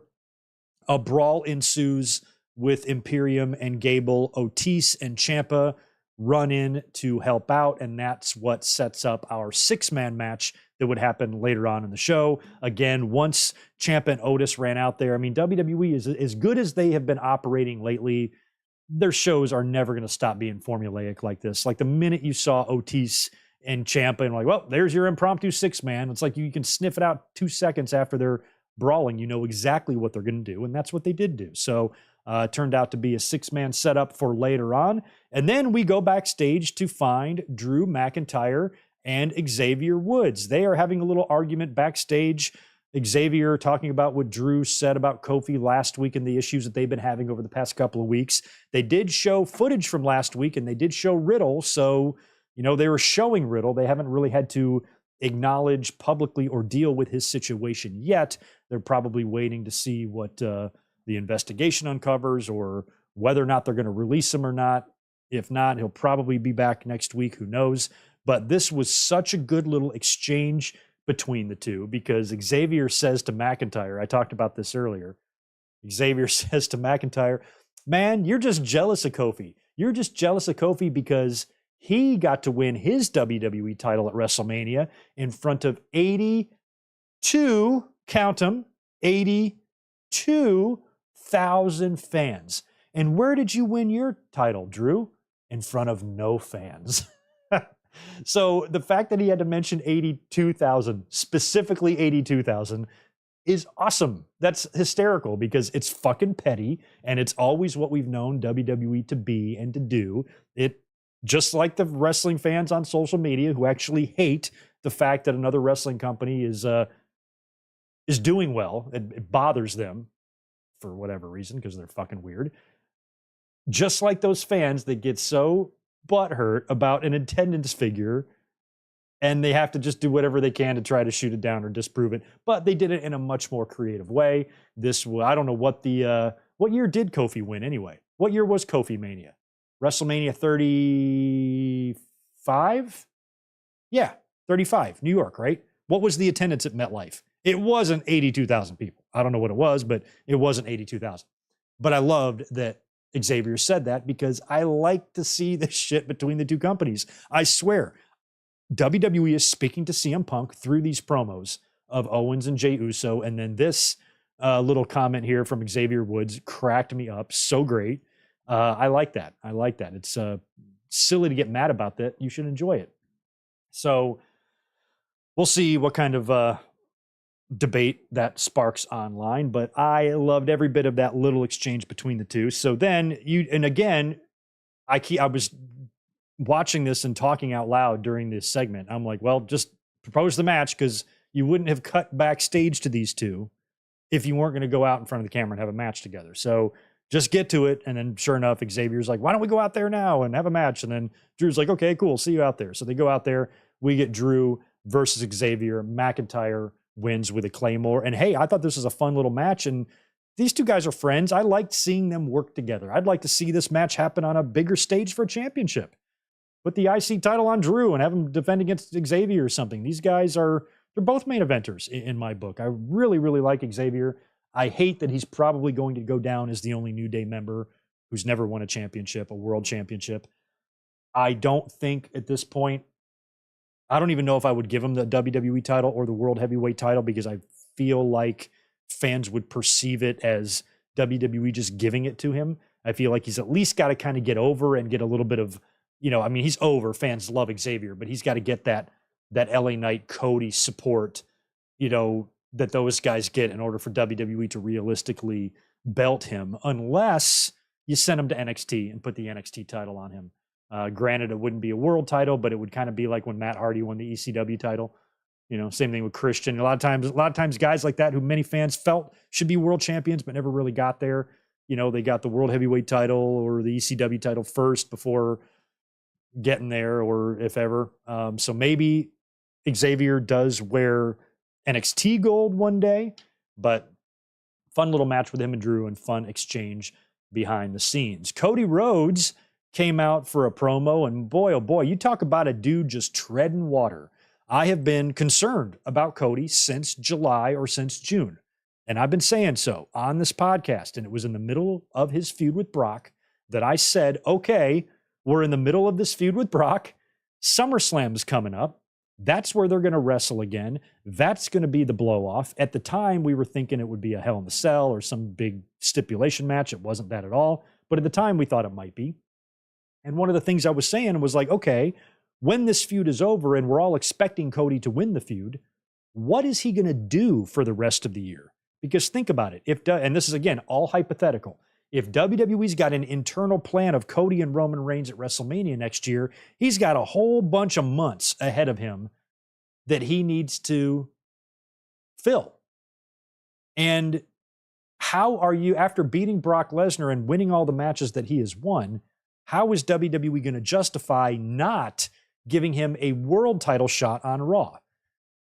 You know, like I feel like his story is Roman, but Cody's, you know, I know people have said, well, Cody doesn't want that belt. Okay, but is that something that the Cody character would say? Is that something that WWE would want the Cody character to say? Because whether Cody wants the belt or not, if he's winning matches and beating the likes of Brock Lesnar, he's going to be the number one contender, you would think. So if WWE or Adam Pearce says, Cody, you're the new number one contender for Seth's belt, is Cody really going to say, I don't want that belt, I want Roman's belt? Because if he says that, it's going to make WWE's world title look less significant if you're having somebody turn down an opportunity to wrestle for it. That doesn't make the belt look good. So in order to rectify that, I feel like they have to avoid that completely and maybe either give Cody a title shot where somebody interferes and attacks him, Seth retains, and then Cody feuds with that person to kill some time until they can get to the Royal Rumble or something. But he hasn't really been doing anything. And then SummerSlam came and went. He beat Brock Lesnar. And I said it again. I said, okay, he beats Brock. What does he do now? And I said in the SummerSlam review, I said it's going to be really hard for him to appear on Monday Night Raw and not have something to do with Seth's World Championship. And sure enough, I'm pretty sure the Monday after SummerSlam, Seth and Cody were in the ring together. They were about to kind of acknowledge it, and then I forgot where they went from there, but both guys started doing other shit. So that's where we are again now. Cody comes out for the promo tonight. He says, what do you want to talk about? Or I think he wants to bring up Jey Uso and talk about that, and that's when Dominic interrupts. So Dominic's back out there again to more boos. He says that, by the way, JD McDonough is with him, and Dominic says that Jey Uso was going to join the Judgment Day. And I found that to be really funny that they are openly trying to recruit Jey Uso, all the while kind of rejecting JD McDonough, who's gone through a bunch of steps to try to prove himself. He's helped them win some matches. He's desperately trying to prove himself to the faction, and he's not in yet, but yet they have an open invite for a Bloodline member just to come right on in. I just found that to be kind of funny. So Dominic is getting in Cody's face. He starts fucking with his tie. He starts like flipping his tie, and Cody just decks him. And JD runs in and attacks, and Cody just beats them both up and runs them both off. So again, what was the point of that promo? What was the point of that segment? That was a whole lot of nothing. That was Cody being flown in to come out there, talk for a minute, throw a punch, and that was it. Nothing was accomplished. Nothing was furthered. It was the literal definition of just treading water. So whatever their plan is here for Cody Rhodes, because now it feels like he's even more directionless than he was before, because granted, he can kind of feud with the Judgment Day still, but why? There's no championship belt over there that he desires. I know he's been helping out Owens and Zayn, but they got Jey Uso now, maybe as backup. We still could see a big War Games match with Jey, Sammy, Owens, and Cody taking on the Judgment Day and JD McDonough, or something like that. That could all still happen. But would that cool Cody off? You know, Cody's not going to be the focal point. He's going to be one of 8 or 9 players in this thing leading up to Survivor Series. He's not, you know, kind of off on his own, and that could stall his momentum. Now, it didn't sound like the whoa part of his song was any quieter this week, but I do worry that you run the risk of cooling him off if your plan is just to have him kill time and tread water and just coming out there and appear and doing the wrestling equivalent of smiling and waving and then going away. He has to do something. You have to give him something to do so you don't cool him off. So his momentum does stay the course. And if their plan is to use the Jey Uso stuff to get him to SmackDown, I think you want to do that. I think you want to get him over to SmackDown right now so he can start doing stuff over there. Because if he does 3 or 4 more weeks of this shit on Raw, it's going to get like really, really old. So we have Fastlane coming up. It does not look like Cody even has a match set for this thing unless they run back him and Dominic, which maybe they will. But I don't even know what he's going to do at Fastlane at this point. And then it's just a matter of whether or not WWE intends to keep him around through Survivor Series, or if they move him over to SmackDown right now and get him rolling with the Roman storyline. But again, with WrestleMania still being very far off, do you even need him on SmackDown right now? He could still win the Rumble without even having to move him over there, which is why I'm not completely sold on the fact that, oh, the Jey Uso trade means that it's going to be Cody to SmackDown. No, it might put Owens on SmackDown. It might put Zayn on SmackDown. Imagine that. Imagine he's back over there now by himself with the Bloodline guys, and maybe he's over there stuck and then he gets his fucking ass kicked one night. Well, this is months in the future. We're going way off track here, but Zayn's on SmackDown and then somewhere in January or February, he's just getting annihilated by Jimmy Uso and Solo, and Jey Uso shows up and attacks, and that sets up the match. Who knows? But I feel like the trade isn't necessarily going to be Cody, because I think too many fans are expecting that. And I think Triple H is the type of creative mind that likes to deviate from that. Well, let's not make it too obvious. Let's move Owens over there and then find a different way to get Cody over there. I hope they're doing that. Keep us on our toes. Keep us guessing, because a lot of times we can see what y'all are doing and we can see it coming from like 3 miles away. Chelsea Green, boy, she had a tall order this week. She was taking on Shayna Baszler one-on-one, and this was not much of a match. Shayna beat the shit out of her, as expected. Shayna hits her new finisher called the Exterminatus, or Exterminatus. That's how I have it written down. Basically, all it is, it's Ronda's Piper's Pit. Shayna stole the move. She retired Ronda, kicked her out of the WWE, took her move. That happens sometimes. She's renamed it to the Exterminatus. I don't think I'm saying that right. It's the Exterminatus. Can I have my sandwich but with no Exterminatus on it? Yeah, I don't want that. So anyway, she wins with that. After the match, Piper Niven attacks, but Zoe Stark comes and makes the save for Shayna, and Shayna and Zoe kind of back off Piper. And at first, Piper kind of stood with him, and then she thought better of it and rolled away. So I'm wondering, because Piper has been pretty forceful in her relationship with Chelsea Green, hasn't really given Chelsea a choice in the matter. Like, I'm your partner now, and by the way, that's my belt, and there's nothing you can do about it. So maybe Piper realizes that there's more strength in a faction. Like, put Piper with Zoe and Shayna and make a little faction out of them. Could be a pretty badass little crew, I think. So maybe there was something to that. Piper waiting a minute to back off and leave and exit the ring.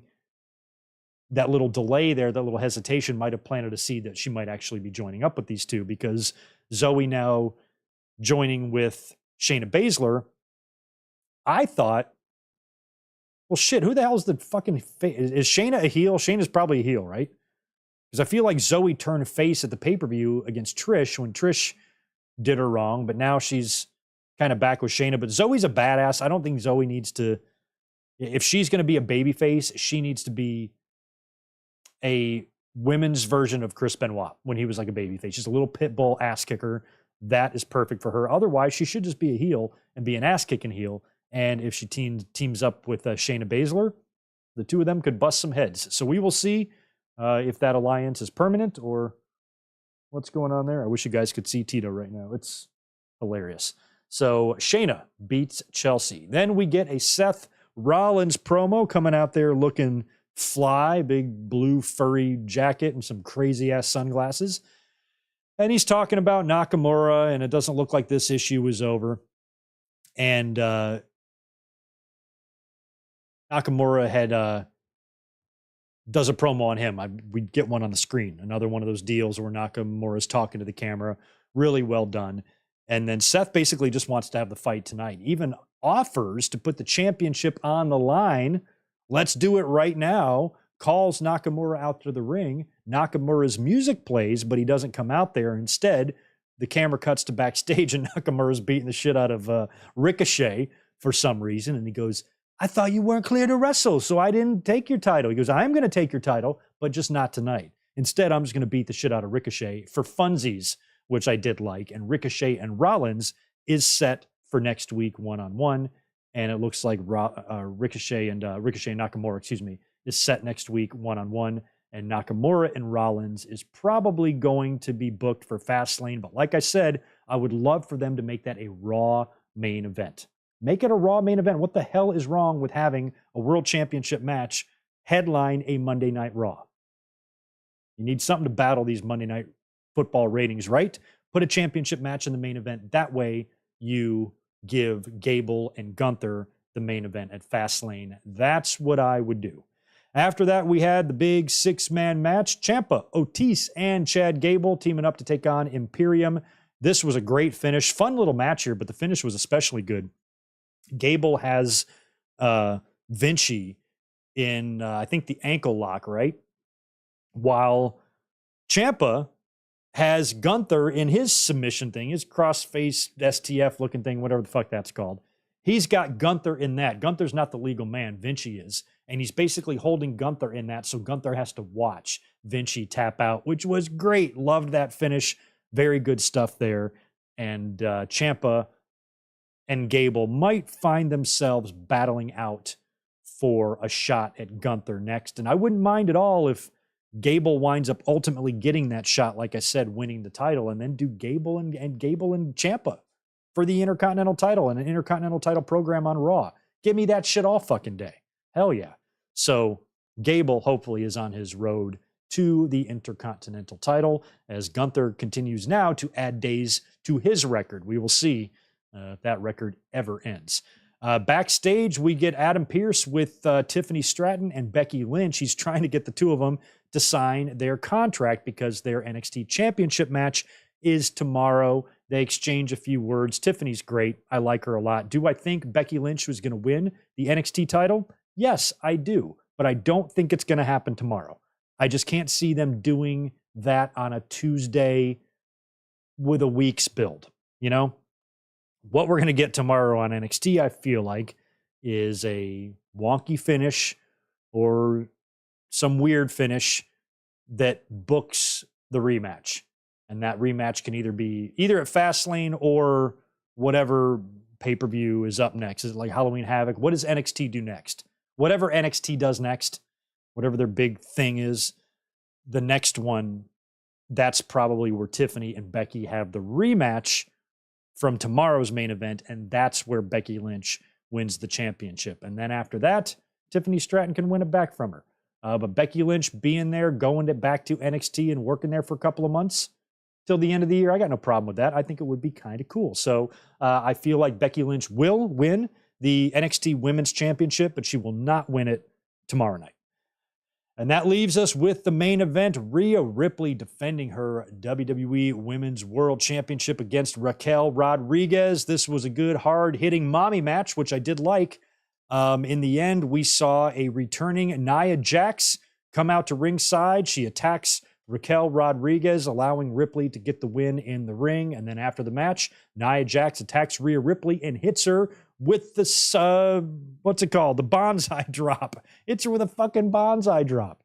Squashing poor Ripley. And it doesn't sound like, I don't think any music played for Nia Jax, so I don't know if she's going to have a theme music change, but Nia Jax is back.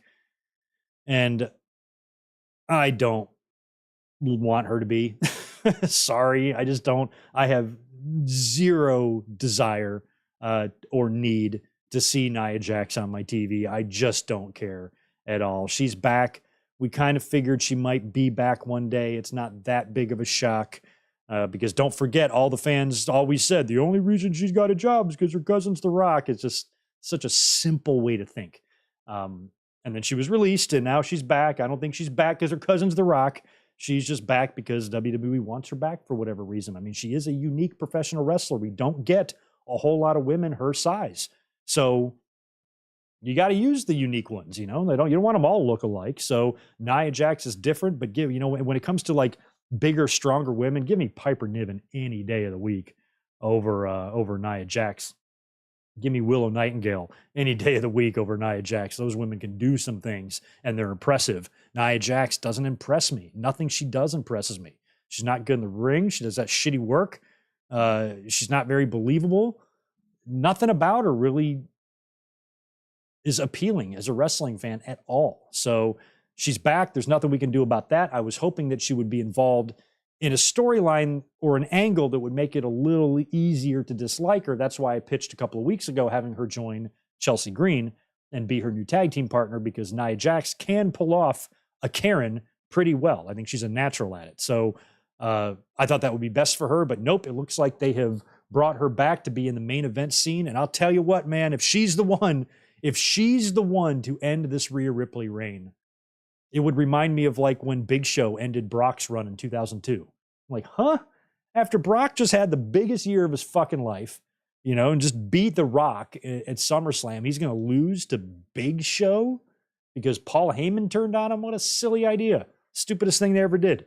So I hope that this isn't similar and Nia Jax is not the person to take the title off of Rhea Ripley. I would rather it be anybody else. And I think that Rhea Ripley and Becky Lynch could be heading for a WrestleMania showdown. So if this leads to Ripley defending against Nia Jax, or perhaps triple threat, Nia, Rhea, Raquel, I just hope Ripley continues to run with the title. So that was your Raw in a nutshell. We did get the big return of Nia Jax at the end. That was pretty much the big news that came out of Raw. But I still think overall it was a pretty solid show against the very first week of Monday Night Football, a night that everybody thought was going to be Aaron Rodgers' first game. He got injured during instructions and had to immediately leave the game with a torn Achilles. But Monday Night Football will be on now for the rest of the year, and WWE is going to have to combat that with big shows. And like I said, they should put that Nakamura and Rollins championship match in the main event of Raw and give Gunther and Gable the main event of Fastlane. That's what I would do. So that concludes Greg's Notes, nearly a 2-hour podcast here. I will head to the chat, see if you guys have anything you want to talk about or discuss, or any questions you want me to answer once I can get over there. Refresh so I can see you. There we go. That's more like it. All right, where are you guys at?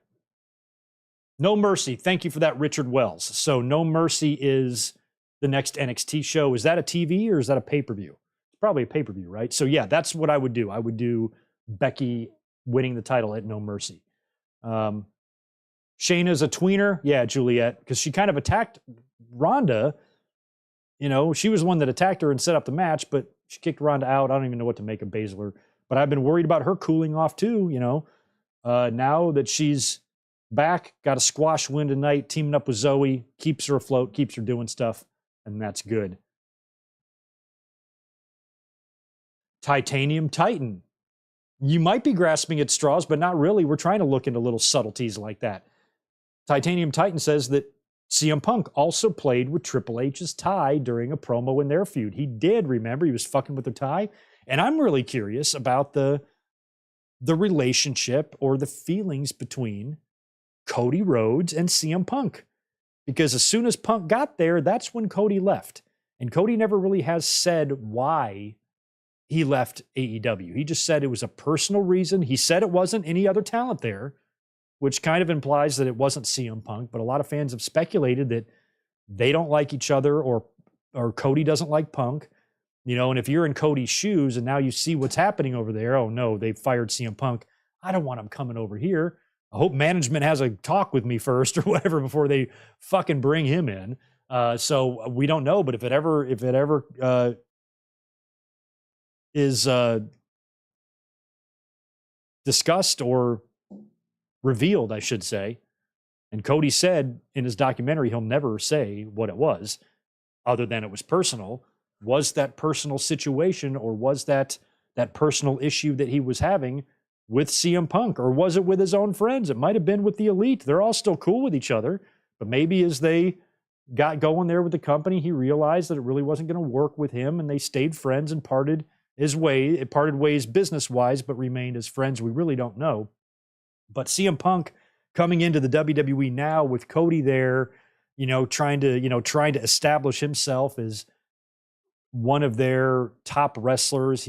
I think he's going to kind of fill that babyface void that Cena had, and hopefully going to win the title at WrestleMania 40 and really help further cement the Rhodes legacy in WWE. I would not want Phil coming in, potentially fucking this up for me either. But, WWE, I just don't feel like is the type of company anymore. They're not going to do what Tony Khan did. They're not going to bring CM Punk in and then immediately give him the keys to the store. Like, there was a great video edit that was on social media of Roman Reigns winning, and then they spliced in Punk returning, and it really looked really good.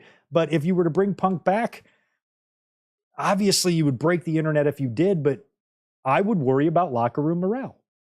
If I'm Triple H, what in the world is my motivation other than one good big ratings pop and a whole bunch of buzz I'm going to create on the internet to bring Punk in and immediately give him a match against Roman Reigns, or put him in the main event of WrestleMania or something like that when you've had all this other talent?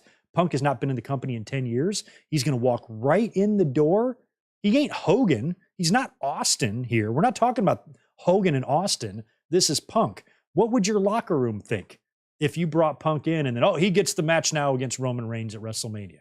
Granted, it would be a cool match and cool to see, but, wouldn't that be an insult to your Codys and your Jey Usos and your Gunthers and your everybody else that's on the cusp, LA Knight, everybody else there that's currently on the cusp, ready to move on to that next level, that upper part of the card, and then Phil comes in, a guy that's, of his age and reputation and his last run in the company, even though it would make for some crazy TV to bring Phil in and immediately throw him right at the top, what would that do to your company from a morale perspective? Like, what is it about this guy that allows him to come in and basically be the Hulk Hogan of this place? And I'd be all for and open to bringing Punk in and even giving him a WrestleMania match, especially against somebody interesting like a Cody or somebody like that. But I think that wouldn't be very fair to the people you have on your roster. So if you bring Punk in, I would bring him in after WrestleMania. I would have Punk debut on the Raw after WrestleMania. I would give my talent WrestleMania season. Let it be about them. You stick a CM Punk return in the middle of that. It was like when WWE bought WCW on the go-home night of WrestleMania 17. The biggest WrestleMania they've ever had, or the most successful one, the ones that fans look back on with the most fondness. And the week before on the go-home show, the biggest wrestling story of all time drops. And it didn't really have a negative effect on WrestleMania, but that was a lot to kind of absorb and take in all at once. And that was a big distraction. And I think if you plop a CM Punk return and he shows up in February or something, and it's like right in the middle of that Mania stuff, I'd wait until after. I'd bring back the Monday Night Raws after WrestleMania the way they used to be, with a big return or a big surprise or a cash in or something. I think that would be a much better place for CM Punk to return to the WWE, would be the night after WrestleMania, not immediately. But that's also where you get the most bang for your buck. You bring him right in and you stick him right out on TV and you put him out there with somebody, but that would require a lot of trust. And WWE hasn't done business with CM Punk in a decade. He's tried to make amends. He showed up when they were in Chicago, tried to talk to Triple H. He's done a couple of things. There's that story about how he pitched an idea to be in the Royal Rumble. I'm like, you were injured. How would you have been able to be in the Royal Rumble and work a match with Kevin Owens at WrestleMania if you were injured? That doesn't make any sense. That story made no sense to me. Well, Punk had this idea of going back to WWE and being in the Rumble. I'm like, well, how could you do that with your torn whatever the fuck you had? So I don't even think that would have been possible.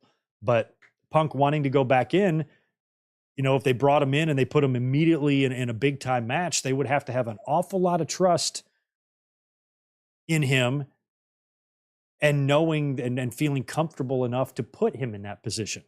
But I feel like before anything like that happened, they'd have to have contract negotiations. They would have to have meetings. They would have to have discussions and interactions with Punk, and they would have to have the feeling that they're going to be safe with him before anything was done on television. They're not just, Triple H isn't going to text CM Punk, hey, show up on SmackDown on Friday, and then he gets there, and after, a 5-minute conversation, he's out on the opening segment of SmackDown. It's going to take a whole lot more than that. So for him to come in, I think he would be more on a leash in WWE, because I don't think the shit that he does and he had to deal with, it's not all CM Punk's fault. He had a big hand in the mess that took place in AEW, but he also had a lot of shit done to him too. I just don't think any of that stuff would really exist in WWE to that level. It would never get to the point where somebody would feel the need to go ape shit in a media scrum. He would have some restraints on him. He wouldn't just be able to do whatever he wanted. And he's going to be there with a locker room of extremely talented people, a lot of them very tough people as well, and that aren't going to put up with his bullshit either. And I just think it would be a better environment for him and who we know CM Punk to be. But you're asking your locker room to put up with a lot for however much more mileage Punk can really get out of his body and what he can do with his career at that point. I feel like bringing him in would just be more about creating buzz and sticking it to your competition. That's where WWE would benefit. In terms of improving their roster, they got main eventers. They've got a lot of people on the cusp right now. They got a few people ready to transition over to that next level. They're in a really good situation with their talent right now, better situation than they've been in recent years. Punk isn't going to make or break WWE the way he made or broke AEW. He's just not. So it just depends. I don't know where WWE's head is at. I don't know how the new ownership and the new merger is going to affect any of this in terms of contract negotiations moving forward, bringing Punk in, bringing anybody in for that matter. Don't really know. But all we do know is it's going to be interesting. And like I said on Saturday, I think we're all just sitting here waiting for whenever Punk decides to drop a response. And when he does, how nuclear it's going to be. It might not be nuclear at all. I pointed out, just hypothetically, if Punk in his head is telling himself, I want to go back to WWE, I'm hoping to have some conversations with them and return to the company. I think he's going to have to balance his emotions. If that's really what he wants to do, I don't know if I'm CM Punk, if I'm feeling very comfortable going on someone's podcast and ripping AEW to shreds for 2 hours in a profanity-laced tirade. That might dredge up some bad memories from WWE, from what I did to them 10 years ago on Colt Cabana's podcast when I did the same thing. And now I'm going to have to, now I want to go back and work for this company and they have to listen to me do this again, even though I'm doing it to their competition and they probably think it's hilarious and they got the popcorn out. Is that going to remind them of how I can be? Is this going to affect my ability to go and work for them? He's going to have to choose. What's more important, your pride or your money? So if he really, really wants to say things, but if he's telling himself, well, if I do, WWE might not offer me a contract, maybe I'll just wait. Maybe I'll just sit here and wait and let them sweat it out. Because if he has no NDA, and being terminated with cause would imply that there isn't one, he's got no sort of restrictions on anything he says publicly, then what the hell is he waiting for? Feels like he's going to want to get some shit off his chest immediately. But if he does have that freedom, and I'm in CM Punk's shoes, hell, I might make AEW sweat it out.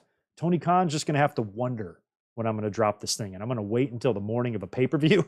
I'm going to wait until Full Gear. I'm going to wait until 2 hours before Wrestle Dream goes live, and I'm dropping this podcast, taking away all of the attention from that and putting it on me. He might be doing that. We'll have to wait and see, but Punk going to WWE, I don't even know, man. I don't even know. Battle Page 5, Punk comes back after Raw, sits in the ring, goes on about all the big things about what happened in WWE over the last few years, and now he's back, and then Cody's music hits. Brand new WWE champion Cody Rhodes.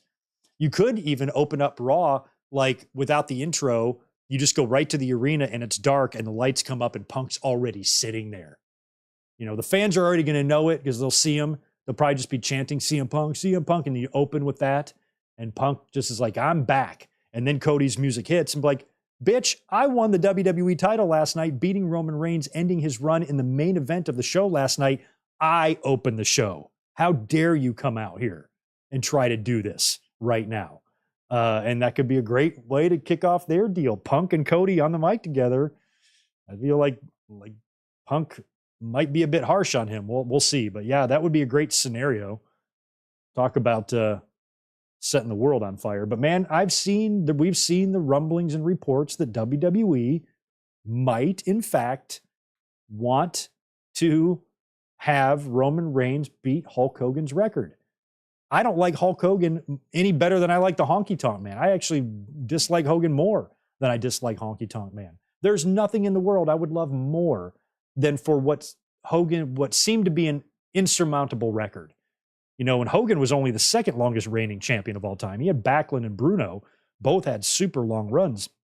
Hogan isn't even the longest, but he's the longest in modern times. And he's that name, you know, for Hulk Hogan to no longer be on that list, for Roman Reigns to leapfrog him. I would love nothing more for that to be reality. But that means we have to go about one more year from this moment.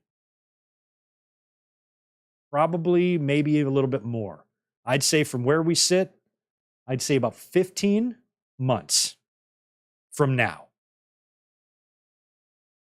Yeah, probably about 15 months from now, give or take, is what it would take for Roman to get there, which means we got a whole nother year of him retaining at Survivor Series, retaining at the Rumble, retaining at WrestleMania, then retaining at the Saudi shows, and then surviving Money in the Bank, and then surviving another SummerSlam.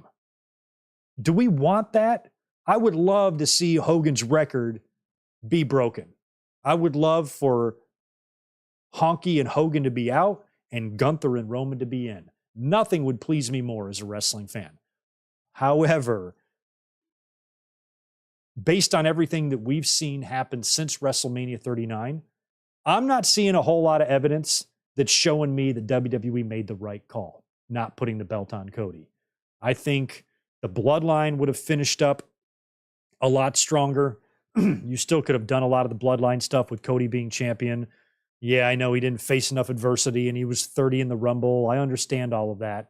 But I cannot foresee a scenario where Cody winning the title would be viewed at right now on September 11th, 2023 as a mistake.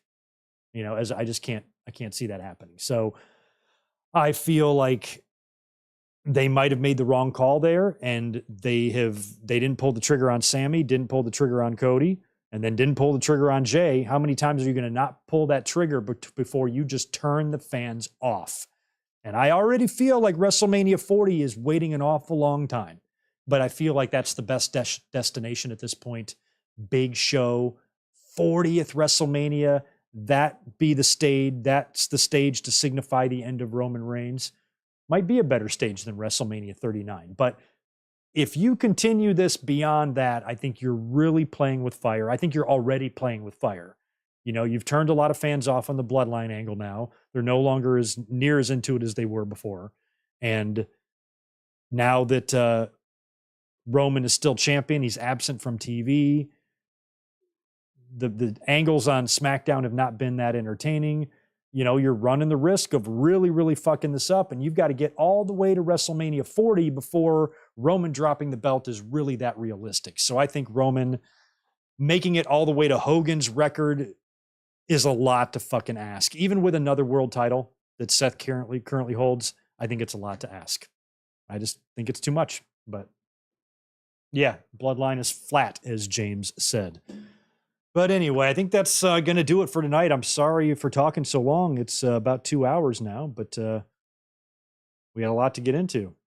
And not happy, but condolences out to anyone who lost a loved one on 9/11. 22 years now that happened. I've told the story many times. I had just moved to the beach. I was living in North Carolina, and I moved to the beach to start a job there, working for my friend's parents, and I had a nice bartending job right out on a tiki bar, right out of the ocean. It was so nice.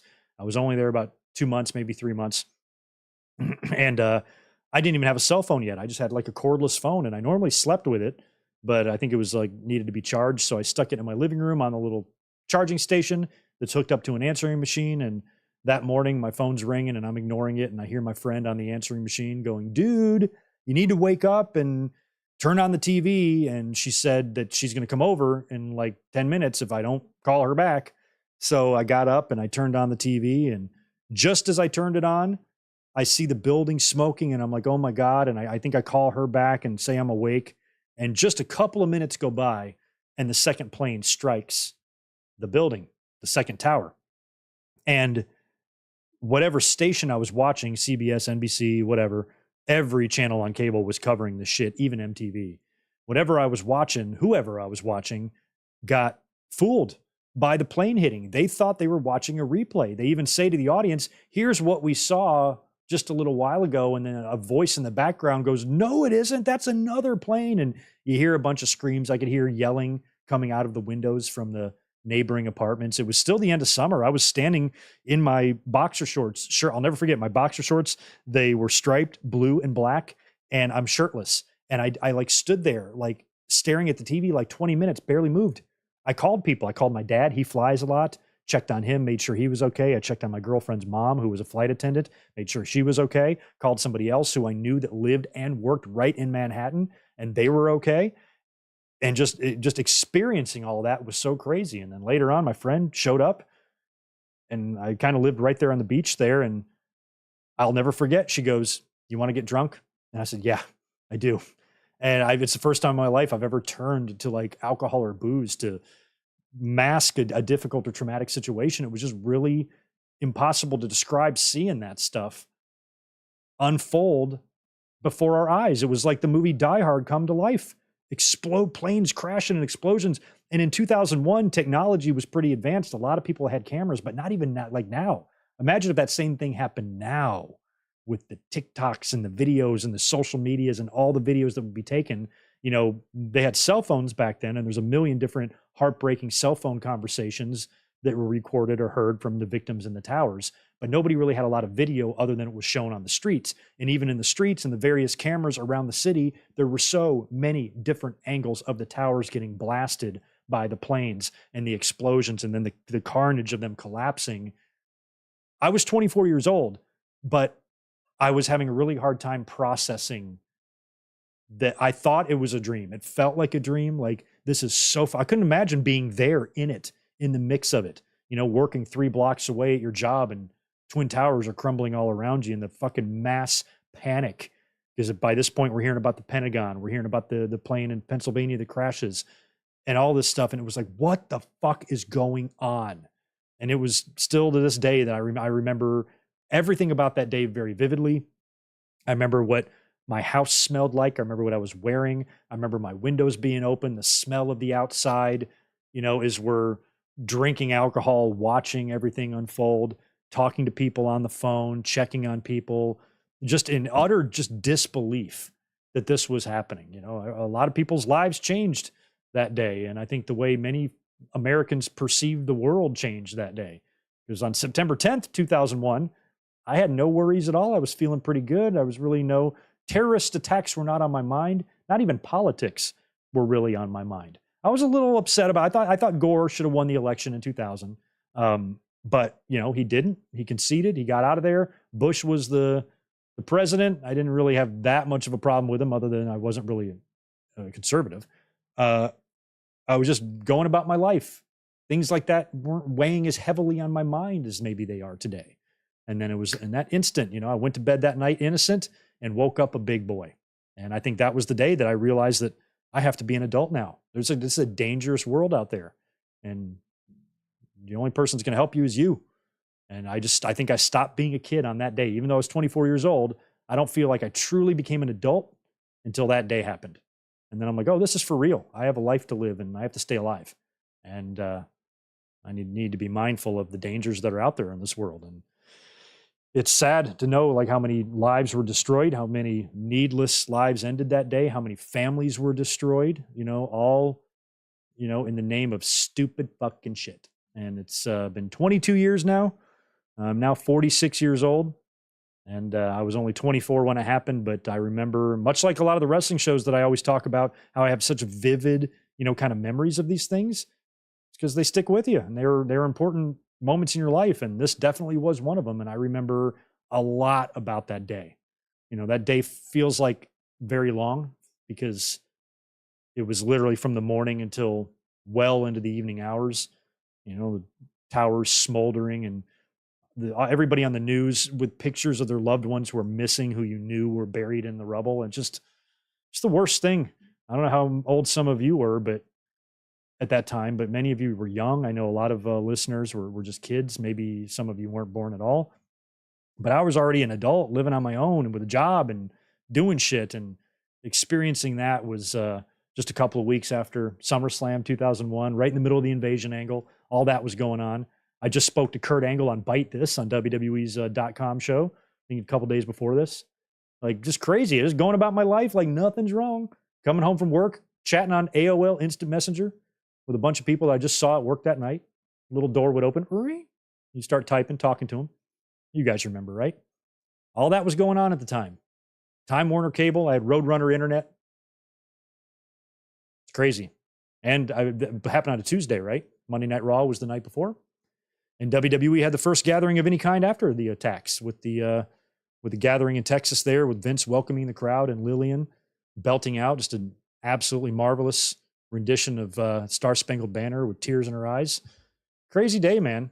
Crazy day. So any of you who aren't living here or weren't here in the States when this happened, I don't know if you've experienced anything similar, but seeing that amount of war and terror and destruction on your own home soil is fucking freaky, man. It really is. And we may not have even seen the last of it. I mean, I know it's morbid and it's weird to think about, but I can't help it. Every time I'm in a big arena, you know, I'm like, if I'm a terrorist and I want to do this again, I'm hitting the Super Bowl, you know, or something like that. And I know we're protected, you know, we've got the military around, you know, monitoring aircraft and things like that. But I'm like, when is a plane going to crash right into the fucking Super Bowl or something, you know, or into a college football game or whatever, you know? Just think about all that stuff. It's just terrifying to think that this is even a possibility. But hopefully this country doesn't see anything like that near that bad again for many, many centuries. But anyway, thought we needed to talk about 9/11 as well. Yeah, Juliet, you had AOL. Who else had AOL Instant Messenger? That was fun shit. That was text message. Before we had text message. 6 years old, 7, Jose, 11. Odyssey was 1. Yeah, y'all are young. You were 12. Yeah, but I think 11 and 12 and even 7 is old enough to remember, because I was 7 during the Challenger. No, I'm sorry, I was 9. I was 9 when the Challenger exploded. And I remember that very well because we watched it at school. And then the teachers had to explain to us what we saw because we didn't really know. Saw the teachers freaking out a little bit. And then I remember they shut off the TV, and then she called us. She called them like my 3rd grade teacher, a rug meeting. It sounds pornographic. She would come for a rug meeting, and she sat all her little asses down on the rug where she would talk to us. And she was like, what you saw, they didn't make it. Like the shuttle exploded and the astronauts are dead. And they had to break that news to us because I don't think we understood what we were seeing. And they had to like kind of tell us individually. So, and I have vivid memories of that. And I was 8.5, 9 years old when that happened. So I think if you are 8, 9, 10, or any age older than that, you probably have some pretty decent memories of this.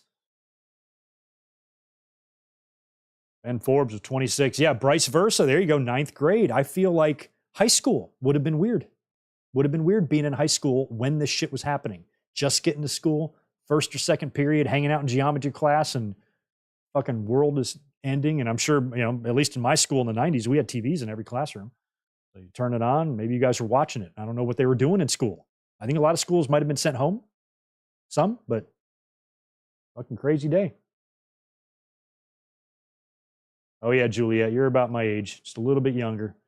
I am the same, but yeah. Rest in peace to the victims, and condolences to all their family. It's a day that I'll remember till I die. But anyway, I got to get out of here. It's been a 2-hour podcast. Elizabeth is waiting for me. We got movies to watch, dinner to eat, that type of stuff. Keep a lookout on the channel. I'll have some mic drops hitting this week. I'm rendering a Patreon video right now. We're going to be doing a classic watch along this Sunday. I just have to decide which one that is and post a link up. And I might be here with a Greg Balls of Fire this week if we get some Riddle news or we get any other news pertaining to WWE's finalization of the sale to Endeavor, or any more news on Nia Jax, any more news on CM Punk, anything like that. You'll probably hear from me this week. Just not sure exactly when, because I have got a long week of work ahead of me again.